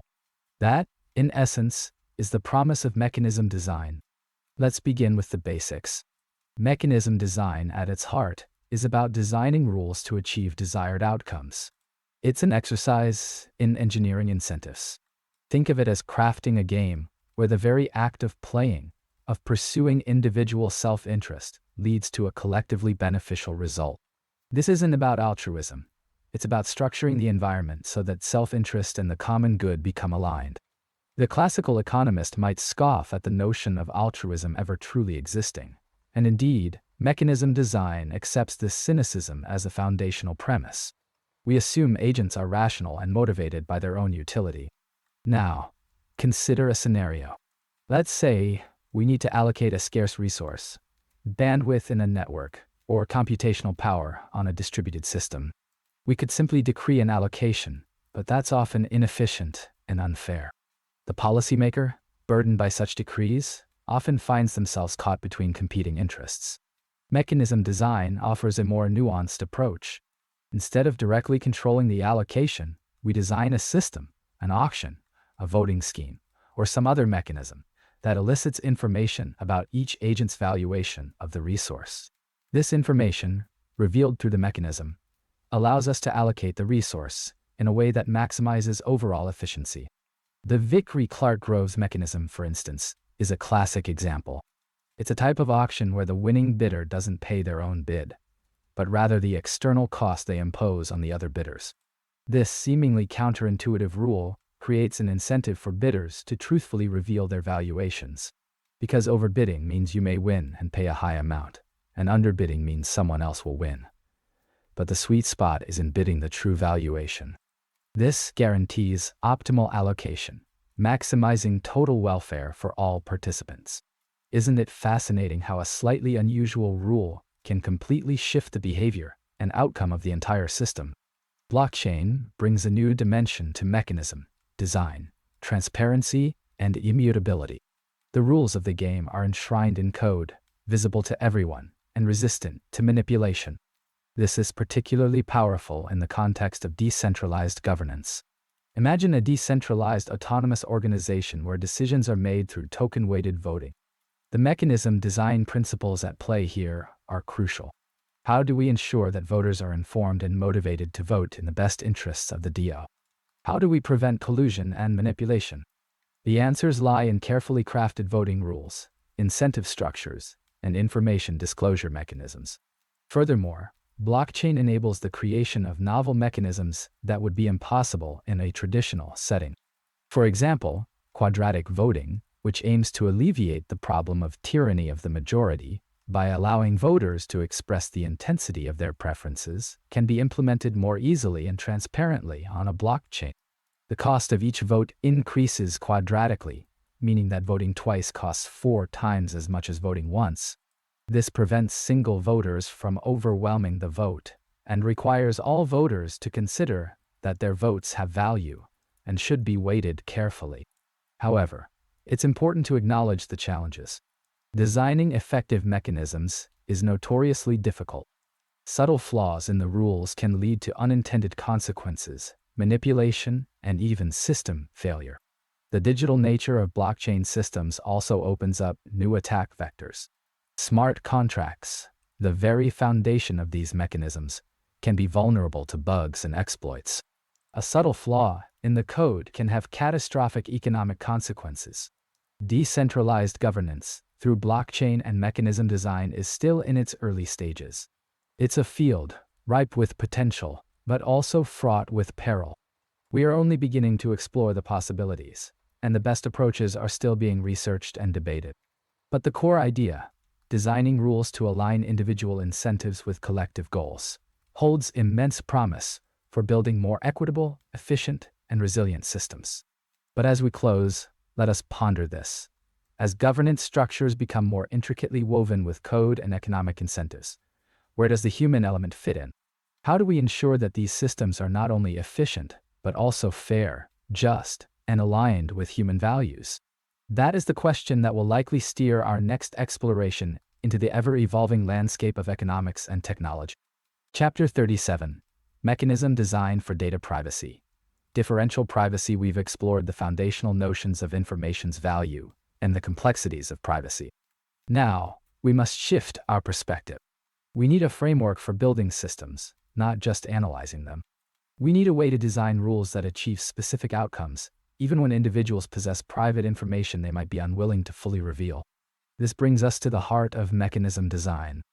Mechanism design, at its core, is about creating rules of the game. The goal is to incentivize rational actors. And remember, rationality is a concept, not a moral judgment, to behave in ways that lead to a desired societal outcome. Consider a simple auction. The rules of the auction are the mechanism. The seller's desired outcome might be maximizing revenue, while the bidders each seek to acquire the item at the lowest possible price. The mechanism dictates how these competing interests interact and ultimately determines the allocation of the item and the transfer of money. Now, let us introduce the concern for data privacy. A classical economist might assume perfect information and straightforward incentives. But the policymaker, burdened with the weight of real-world considerations, knows that individuals are often reluctant to share sensitive data, even if doing so would collectively benefit society. This reluctance stems from a rational fear of potential harms, discrimination, identity theft, or simply the feeling of being exposed. Differential privacy emerges as a powerful tool for bridging this gap. It's a mathematically rigorous definition of privacy that provides a quantifiable guarantee that the output of a data analysis will be nearly the same whether any single individual's data is included or excluded. In essence, it ensures that an individual's participation in a dataset does not significantly alter the outcome of an analysis. The level of privacy protection is controlled by a parameter, often denoted as epsilon, which quantifies the allowable level of information leakage. Lower epsilon values correspond to stronger privacy guarantees, but typically come at the cost of reduced accuracy in the analysis. How is this achieved? Through randomization. A differential privacy mechanism adds carefully calibrated noise to the data or the results of a computation. This noise obscures the contribution of any single individual, making it difficult to infer whether that individual's data was present in the dataset or not. Imagine a census. Instead of reporting the exact number of people in each demographic category, the mechanism adds a small random number to each count. This protects the privacy of individuals, while still providing a reasonably accurate picture of the overall population distribution. The beauty of differential privacy lies in its composability. If you perform multiple analyses on a dataset using differential privacy mechanisms, the overall privacy loss is bounded. This allows for complex, multi-step data processing pipelines while still providing a quantifiable privacy guarantee. The careful balance between privacy and utility is key. Too much noise, and the analysis becomes meaningless. Too little noise, and privacy is compromised. Finding the optimal balance is a central challenge in designing differential privacy mechanisms. Consider the design of a machine learning model trained on sensitive patient data. Without privacy safeguards, the model could inadvertently reveal information about individual patients. Differential privacy can be incorporated into the training process, ensuring that the model learns general patterns without memorizing individual records. This allows researchers to develop valuable diagnostic tools while protecting the privacy of those whose data contributed to the model's development. Differential privacy is not a panacea. It cannot prevent all privacy breaches, and it does require careful consideration of the specific data and analysis being performed. However, it provides a valuable framework for thinking about privacy in a rigorous and quantifiable way. It allows us to design systems that protect individual privacy while still enabling valuable data analysis. As we conclude, consider this. Differential privacy offers a powerful framework for balancing individual privacy with the collective benefits of data analysis. But how do we determine the appropriate level of privacy protection in different contexts? What are the ethical considerations involved in making these trade-offs? These are questions that will continue to shape the future of data privacy, questions that beg exploration in the landscapes ahead. Chapter 38. Fair Division. Splitting the cake equitably, we've observed the delicate dance of supply and demand, the intricate interplay of incentives that shapes markets.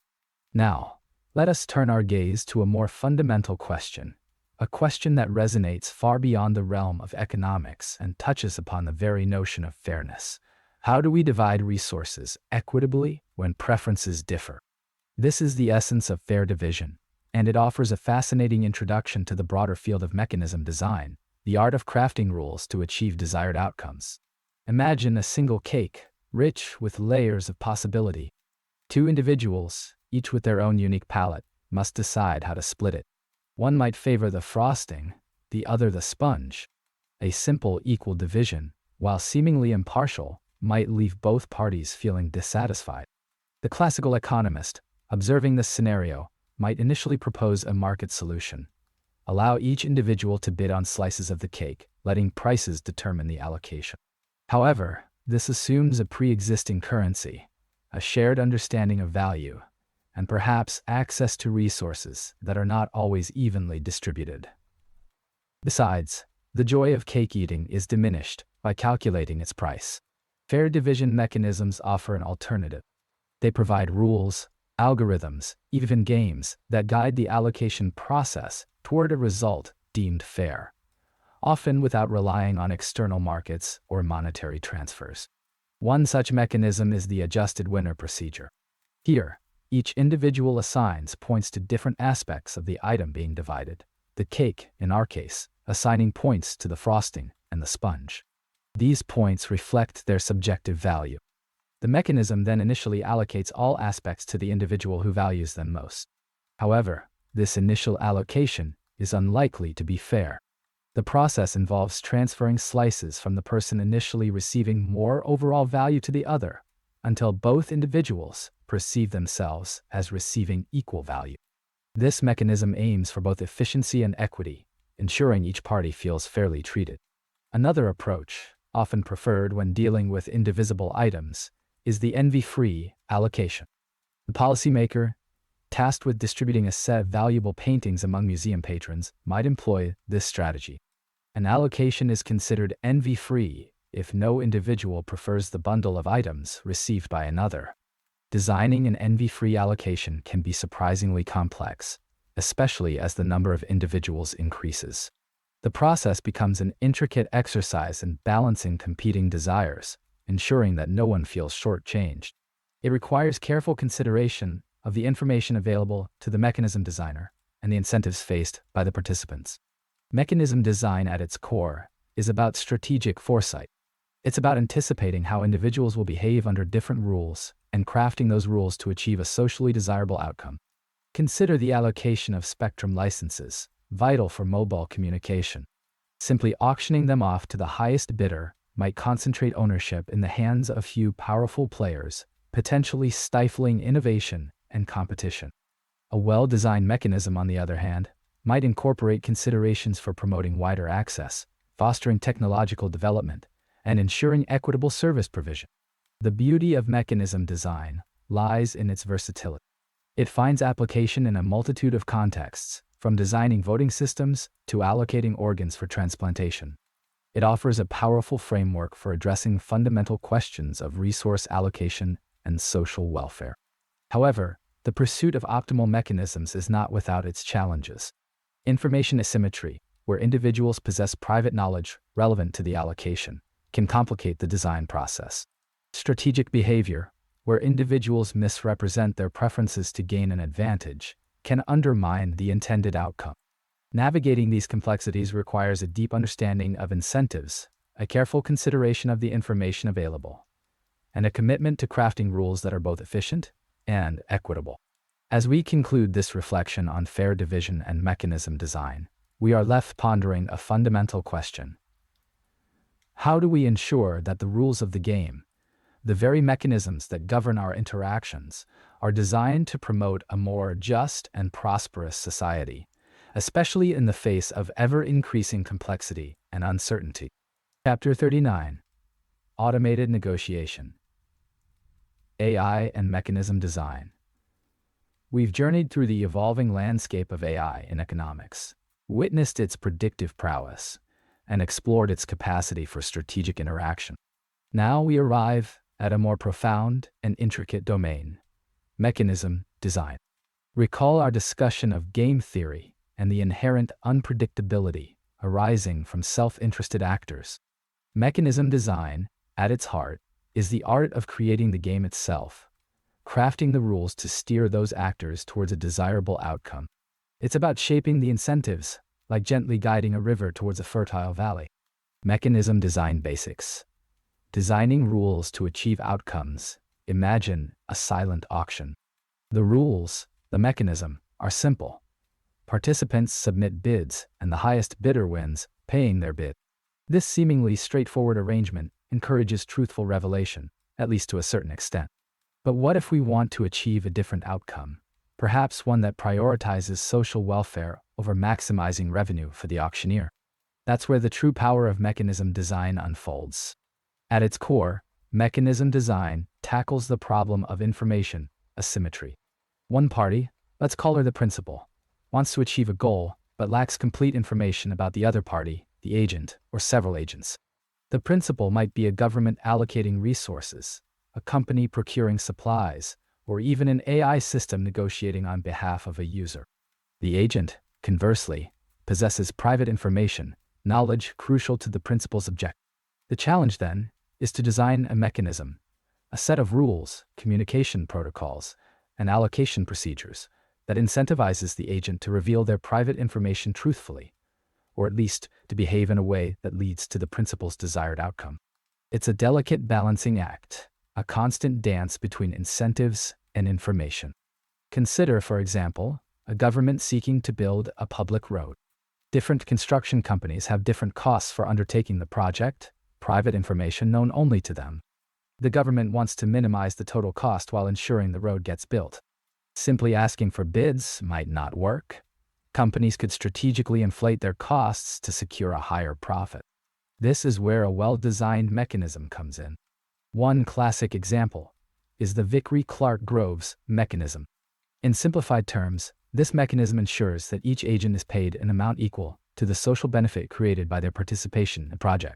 If a company's participation lowers the overall cost to society, they are rewarded accordingly. This incentive structure encourages them to bid their true cost, as inflating their bid could lead to the project being awarded to a less efficient company, resulting in a lower payout. The elegance of mechanism design lies in its ability to achieve desired outcomes without needing complete information. It leverages the agent's self-interest to align their actions with the principal's goals. It's like designing a system of weights and levers, where each component interacts predictably to achieve a specific equilibrium. Now, let's consider the advent of AI. Automated negotiation, driven by sophisticated algorithms, offers a new frontier for mechanism design. AI agents can participate in complex negotiations, analyze vast amounts of data, and adapt their strategies in real time. They can even design mechanisms themselves, optimizing the rules to achieve specific outcomes in increasingly complex environments. However, this also raises profound questions. Can AI design mechanisms inadvertently exploit human biases? How do we ensure fairness and transparency in automated negotiation processes? What happens when AI agents, negotiating on behalf of individuals or organizations, clash in ways that are difficult to predict or control? These are not mere technical challenges. They are fundamental questions about the future of economic interaction and the ethical implications of AI policy. As we delve deeper into the era of automated negotiation, the lines between economics, computer science, and ethics become increasingly blurred. The future of economic interaction may well depend on our ability to navigate this complex landscape and harness the power of AI for the benefit of all. But before we reach that point, we must address a more fundamental problem. How do we measure the value of information in a world saturated with it? That, perhaps, is a question for our next discussion. Chapter 40. The Future of Work. Gig economy and platform design. Tonight, we continue our exploration of the evolving economic landscape, moving from the concrete realities of behavioral nudges to something a touch more abstract. A level above, perhaps. We've touched upon the subtle art of influencing choices. Now, let's delve into the grander, more architectural task of designing the very game itself. Specifically, we'll consider the gig economy and platform design through the lens of mechanism design. Think of it as economic engineering, building the rules of engagement to achieve desired outcomes. Mechanism design, at its heart, is about reverse engineering. The classical economist, in a purely competitive market, assumes a beautifully self-regulating system. Supply meets demand, prices find equilibrium. But real-world markets are rarely so pristine. Information is asymmetric, incentives are misaligned, and outcomes can be far from optimal. Mechanism design steps in to actively shape the market environment. The basic premise is deceptively simple. If we know what we want to achieve, a specific allocation of resources, a certain level of participation, a particular type of behavior, can we design a set of rules and incentives that will guarantee that outcome, even when individuals are acting in their own self-interest? Consider an auction, a classic example. We, as designers, might want to sell an item to the person who values it the most. A naive approach might be to simply ask everyone how much they're willing to pay. But this opens the door to strategic bidding, to manipulation. Everyone will try to lowball their offers. Mechanism design offers solutions like the Vickrey auction, or second price, sealed bid auction. In this system, bidders submit their bids privately. The highest bidder wins, but they pay the second highest price. This simple tweak creates an incentive for bidders to bid truthfully. Revealing their true valuation becomes the dominant strategy. The elegant consequence? The item is allocated to the person who values it most, fulfilling our design objective. The gig economy and the platforms that power it present a rich and complex field for mechanism design. Imagine a ride-sharing service. The platform wants to ensure that drivers are available when and where riders need them, and that riders are matched with drivers efficiently. The pricing algorithm, the incentive schemes for drivers, the rating system for both parties, all these are elements of a carefully designed mechanism. Consider surge pricing. It might seem unfair to riders at first glance, but from a mechanism design perspective, it's a tool to balance supply and demand. By increasing prices during periods of high demand, the platform incentivizes more drivers to become available, alleviating the shortage and ultimately benefiting both riders and drivers. However, platform design isn't just about efficiency.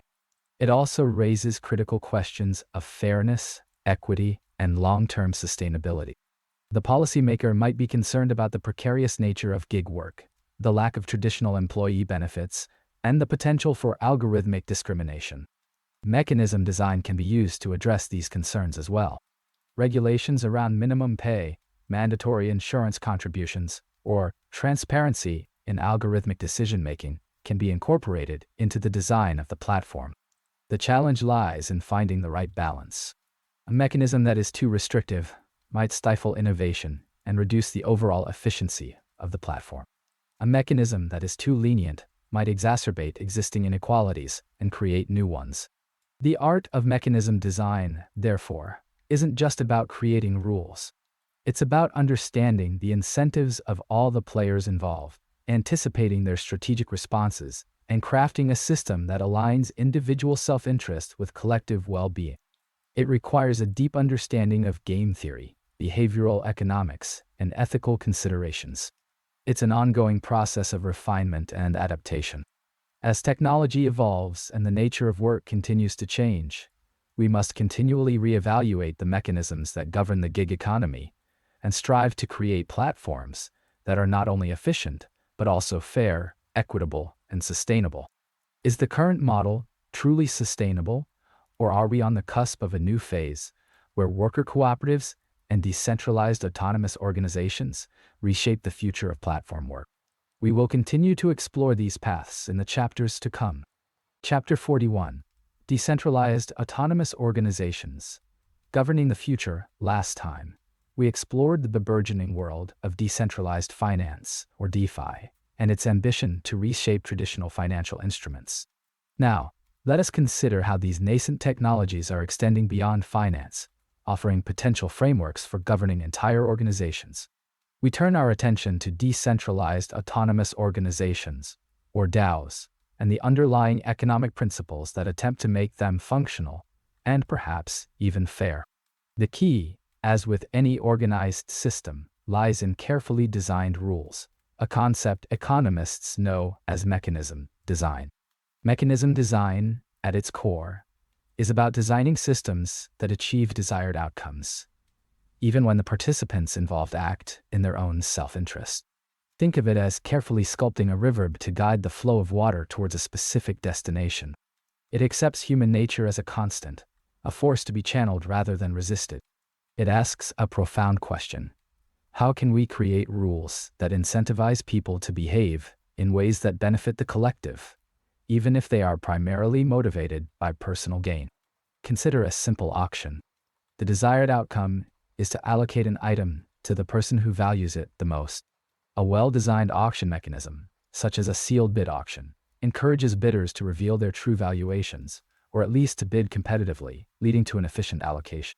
The beauty of this design lies in its ability to align individual incentives with the overall goal. Now, let's translate this concept to the more complex world of DAOs. A DAO, in essence, is an organization governed by rules encoded in computer code, often referred to as smart contracts, and operating on a decentralized platform like a blockchain. These rules dictate how decisions are made, how resources are allocated, and how the organization evolves. The challenge, however, is that designing these rules is far more intricate than designing an auction. Imagine, for instance, a DAO tasked with funding research projects. The goal is to allocate funds to the most promising project. How do you design a mechanism that encourages DAO members to accurately assess the potential of different proposals? One approach might involve a voting system where members stake tokens to signal their support for a particular project. If the project is ultimately successful, those who voted for it receive additional rewards. Conversely, those who backed unsuccessful projects might lose a portion of their staked tokens. This creates an incentive for members to carefully consider the merits of each proposal before casting their vote. However, the devil, as always, is in the details. What happens if a few large token holders collude to manipulate the voting process? What if the metrics used to assess project success are flawed or easily gamed? What if unforeseen circumstances derail even the most promising project? These are the types of challenges that mechanism designers grapple with when creating the governing rules for DAOs. The classical economist might point to the problem of information asymmetry. Members of the DAO may possess varying levels of knowledge about different projects. A policymaker might worry about the potential for regulatory arbitrage, as DAOs often operate across national borders. The successful DAO must anticipate these potential pitfalls and incorporate safeguards into its design. This could involve incorporating quadratic voting, which makes manipulation more expensive, implementing oracle systems to provide reliable external data, or even designing mechanisms for dispute resolution. The field of DAO governance is still in its early stages, and many experiments are underway. We are witnessing a real-time evolution of governance models, with new mechanisms being tested and refined constantly. The successes and failures of these experiments will provide invaluable lessons for the future of decentralized organization. As we consider the potential of DAOs to revolutionize governance, we are left with a crucial question. Can these mechanisms truly create more equitable and efficient systems? Or will they simply replicate the biases and inequalities of the traditional world in a new, technologically mediated form? What unseen forces will shape the future landscape of decentralized organizations? These questions will undoubtedly occupy us as we continue to explore the evolving economic landscape. Chapter 42. Ethical Considerations in Mechanism Design. Bias and fairness. Our introduction. Tonight, we turn our attention from the purely functional aspects of mechanism design to its ethical dimensions. We've explored how to craft rules to achieve specific outcomes, like efficient allocation or optimal public good provision. But efficiency, as desirable as it is not the sole arbiter of a well-designed system. We must also consider the fairness and potential biases embedded within these very mechanisms. Think of it as tuning not just the engine of the economy, but also calibrating the moral compass guiding it. The elusive definition of fairness. Fairness, that deeply human and often contentious concept, resists easy quantification. What one person perceives as just, another may see as profoundly inequitable. Is fairness equality of opportunity, equality of outcome, or something more nuanced, accounting for pre-existing inequalities and historical injustices? These are not merely philosophical questions. They are deeply practical considerations when designing mechanisms that impact resource allocation, policy implementation, and even social welfare. Bias in information and incentives. Consider auctions, a classic example of mechanism design.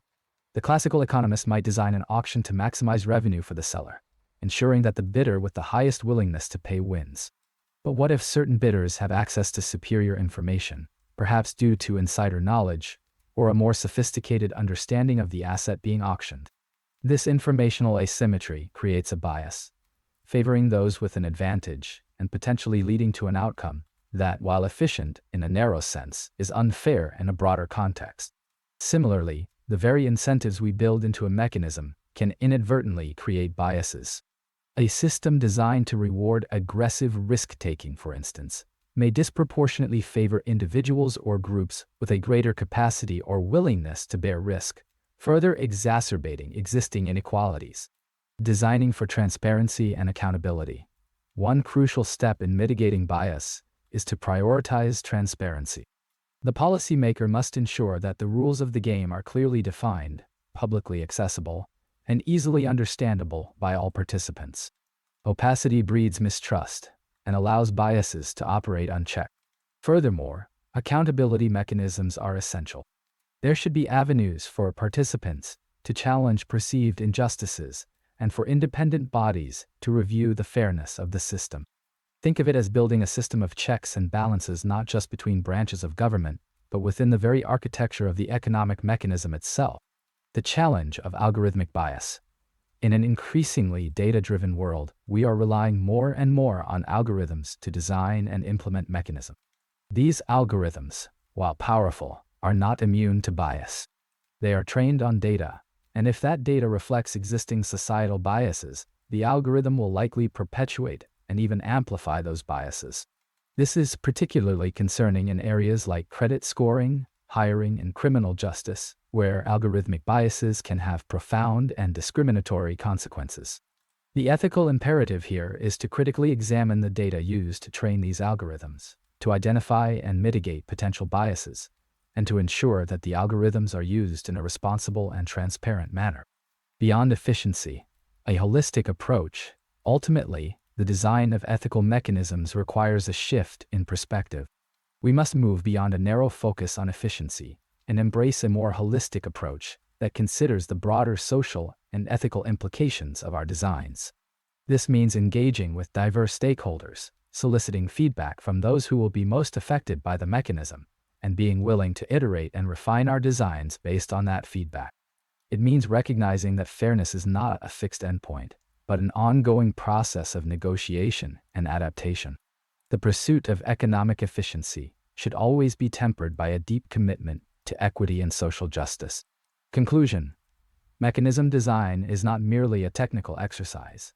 It is a fundamentally human endeavor. It involves shaping the rules that govern our interactions and influence the distribution of resources in society. As we continue to explore the power of mechanism design, we must never lose sight of the ethical responsibilities that come with that power.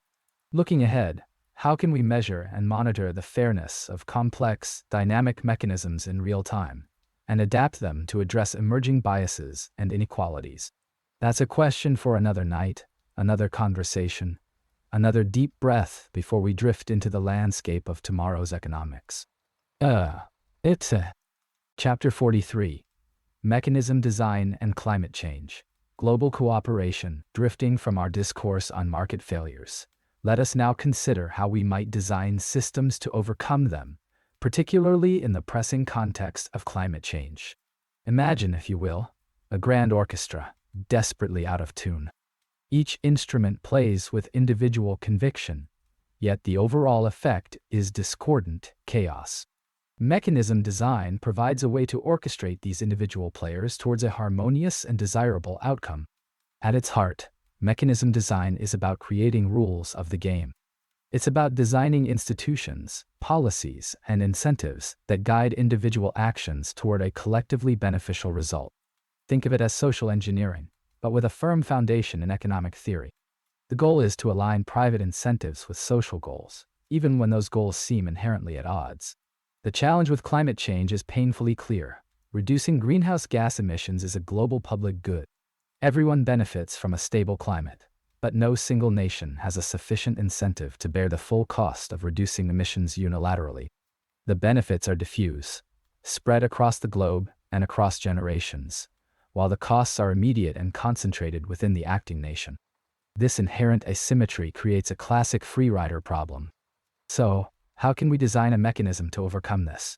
Let's consider a few approaches, each with its own strengths and limitations.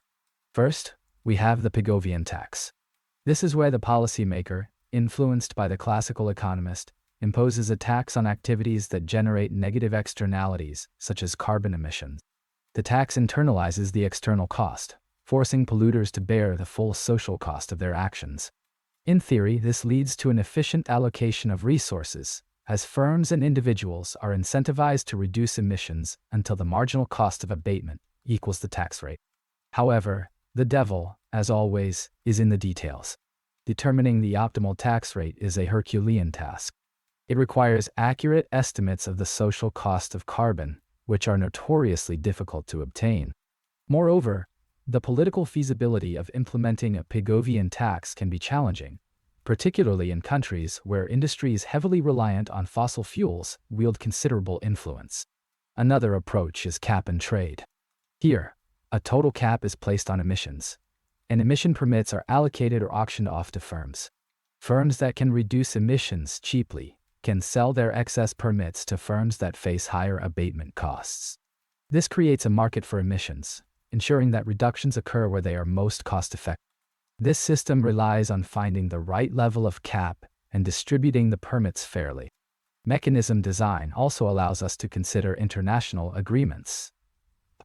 Think of the Paris Agreement. These agreements are essentially mechanisms designed to coordinate global climate action. They rely on voluntary pledges from each nation, coupled with mechanisms for monitoring, reporting, and verification. However, the enforceability of such agreements remains a key challenge. Without strong enforcement mechanisms, there is always the temptation for nations to free ride on the efforts of others. One can imagine a more sophisticated mechanism, one that incorporates side payments or technology transfer to incentivize participation from developing nations. Consider a system where wealthier nations provide financial assistance or technology to poorer nations in exchange for binding commitments to reduce emissions. This could address the equity concerns that often hinder international cooperation. The beauty of mechanism design lies in its flexibility. It is not a one-size-fits-all solution. The optimal mechanism will depend on the specific context, the available information, and the political constraints. But in its purest form, the mechanism's power is in its capacity to coax individual actors towards a socially responsible equilibrium, a dance of self-interest guided towards the greater good. Ultimately, the design of effective climate change policies requires a deep understanding of both economic theory and the political realities of international cooperation. As we move forward, one central question lingers: how can we design mechanisms that are not only economically efficient, but also politically feasible and equitable?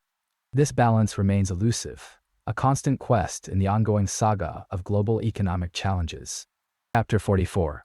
Experimental Mechanism Design. Testing Theories in the Lab. Good evening. Tonight, we delve into the fascinating world where economic theory meets empirical testing, experimental mechanism design. Having spent considerable time building the theoretical framework of mechanism design, understanding the subtle art of crafting rules to achieve desired outcomes, it's time to ask, how well do these mechanisms function in reality? Can we truly engineer efficient allocations and incentive-compatible choices? The laboratory provides a controlled environment to answer these vital questions. Mechanism design, at its heart, is about achieving social goals when information is decentralized. Think of it as orchestrating a complex symphony where each instrument possesses private knowledge crucial to the overall performance. The mechanism, the rules of the game, is the conductor. It defines how individuals interact, submit information, and ultimately, how resources are allocated. The goal is to design a mechanism that leads to a desirable outcome, even when participants might be tempted to act strategically, concealing or misrepresenting their true preferences. But theoretical elegance isn't always matched by real-world behavior. People are complex, influenced by factors beyond pure self-interest. This is where the laboratory becomes essential. Experimental mechanism design involves bringing these theoretical constructs into a controlled setting, populated by real people making real decisions, albeit often for modest monetary incentives. We can observe how individuals respond to different mechanisms, identify potential pitfalls, and refine our designs. The beauty of the experimental approach lies in its ability to isolate specific aspects of a mechanism and examine their impact. We can control for factors that are difficult or impossible to manage in the field. Imagine, for instance, studying the effectiveness of an auction mechanism. In a real-world auction, numerous confounding variables, such as bidder risk aversion or incomplete information, can obscure the true relationship between the auction rules and the resulting price. In the lab, we can carefully control these variables, systematically manipulating them to understand their precise effects. Consider a scenario faced by the policymaker seeking to allocate a scarce public resource, like airport landing slots. Theory might suggest a specific auction format would be optimal, maximizing social welfare and ensuring efficient allocation. However, the success of this auction hinges on several assumptions about the bidder's behavior. Are they truly rational? Do they understand the auction rules? Are they prone to collusion? An experimental setup allows the policymaker to test different auction designs with a group of participants mimicking potential bidders.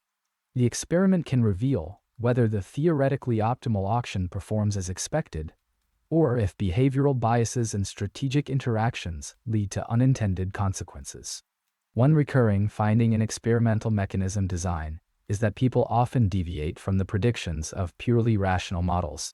The classical economist might assume perfectly rational actors, but experimental evidence often reveals the influence of fairness considerations, altruism, and even simple mistakes. Individuals might, for example, forego potential gains to punish perceived unfairness, or to cooperate with others, even when it's not strictly in their self-interest. These deviations can significantly impact the performance of a mechanism, potentially leading to inefficient outcomes or even its complete failure. However, these deviations are not simply noise. They offer valuable insights into the underlying motivations and cognitive processes of individuals. By carefully observing and analyzing these deviations, we can develop more realistic models of human behavior, models that incorporate factors beyond pure self-interest. These improved models, in turn, can be used to design mechanisms that are more robust and effective in the real world. The experimental approach also allows us to compare the performance of different mechanisms directly. We can test which auction format generates the highest revenue, which voting rule leads to the most representative outcome, or which allocation mechanism maximizes social welfare. By systematically varying the rules of the game and observing the resulting outcomes, we can gain a deeper understanding of the strengths and weaknesses of each mechanism. Furthermore, experimental mechanism design can be used to test the robustness of mechanisms to different environments. We can explore how the performance of an auction changes when the number of bidders increases, when information becomes more asymmetric, or when the stakes become higher. This type of analysis is crucial for ensuring that a mechanism will function effectively in a wide range of real-world settings. The lab provides a safe space to stress test our designs before they are deployed in the field. Ultimately, experimental mechanism design is a vital bridge between theoretical abstraction and practical application. It allows us to refine our theories, test our designs, and ultimately, create mechanisms that are more effective and equitable. By carefully observing and analyzing human behavior in controlled settings, we can learn to design rules that harness the power of incentives to achieve our desired social goals. But can we account for every human bias? Perhaps this is a question for our next exploration. Chapter 45. Conclusion. The enduring power of mechanism design. Having navigated the intricacies of individual mechanisms and observed their applications across diverse domains, we arrive at the conclusion of our exploration. It is a fitting moment to reflect upon the underlying power of mechanism design itself, its capacity to shape outcomes through the judicious crafting of rules. The essence of mechanism design, as we have seen, lies in its reverse engineering approach. Rather than passively observing the emergent behavior of a market or institution, the mechanism designer begins with a desired outcome, a specific societal good, and then works backward, constructing the rules of the game that will incentivize rational actors to bring about that very outcome. This is a subtle, yet profound shift in perspective. The classical economist, with his focus on analyzing existing systems, takes the world as he finds it. The policymaker, armed with mechanism design, seeks to shape it. Consider, for a moment, the auction. In its simplest form, it is a mechanism for allocating goods or services to the bidder who values them most highly. But as we've delved deeper, we've uncovered a multitude of auction formats, each tailored to specific circumstances and objectives. The sealed bid auction, the Dutch auction, the Vickrey auction, each represents a different set of incentives, a different flow of information, and a different potential outcome. The skillful mechanism designer chooses the auction format best suited to the task at hand, considering factors such as the number of bidders, their risk aversion, and the desired revenue target. The beauty of mechanism design lies not only in its ability to achieve specific outcomes, but also in its inherent robustness. A well-designed mechanism is incentive compatible, meaning that it is in each participant's best interest to act truthfully. This property, known as truthfulness or incentive compatibility, is crucial for ensuring that the mechanism functions as intended. Without it, participants may be tempted to manipulate the system, leading to suboptimal or even disastrous results. The water flows smoothly when the channels are correctly carved. We have also examined the challenges inherent in mechanism design. Information asymmetry, the situation where some participants possess private information that others do not, is a common obstacle. Designing mechanisms that elicit truthful information in the presence of asymmetry requires ingenuity and careful consideration of the strategic incentives at play. Think of the subtle balance required to weigh the needs of the collective against the self-interest of the individual. Beyond auctions, mechanism design finds applications in a vast array of settings. From the allocation of airport landing slots to the design of voting systems, from the regulation of pollution to the provision of public goods, mechanism design offers a powerful framework for addressing complex economic and social challenges. It is a testament to the enduring power of rational thought, a beacon guiding us towards more efficient and equitable outcomes. However, the application of mechanism design is not without its limitations. Real-world environments are often far more complex and unpredictable than the idealized models upon which mechanism design is based. Behavioral biases, cognitive limitations, and unforeseen contingencies can all undermine the effectiveness of even the most carefully crafted mechanisms. Furthermore, ethical considerations often come into play. A mechanism that is efficient in achieving a particular outcome may also have unintended consequences, raising questions about fairness, equity, and social justice. The gears of the machine must be aligned with a moral compass. Despite these limitations, the enduring power of mechanism design remains undeniable. It provides a systematic and rigorous approach to designing institutions and policies that can improve the well-being of society. As we continue to grapple with the challenges of a rapidly changing world, the principles of mechanism design will undoubtedly play an increasingly important role in shaping our collective future. The journey through mechanism design has illuminated the profound connection between rules and outcomes. We have witnessed the power of incentives to shape behavior and the importance of aligning individual self-interest with the common good. As we look ahead, one question lingers. As societies become more complex and interconnected, how might we design mechanisms that not only achieve efficiency, but also promote fairness, resilience, and sustainability in the face of unforeseen challenges? This question, like a gentle current, will carry us forward into the next phase of our exploration of economic systems.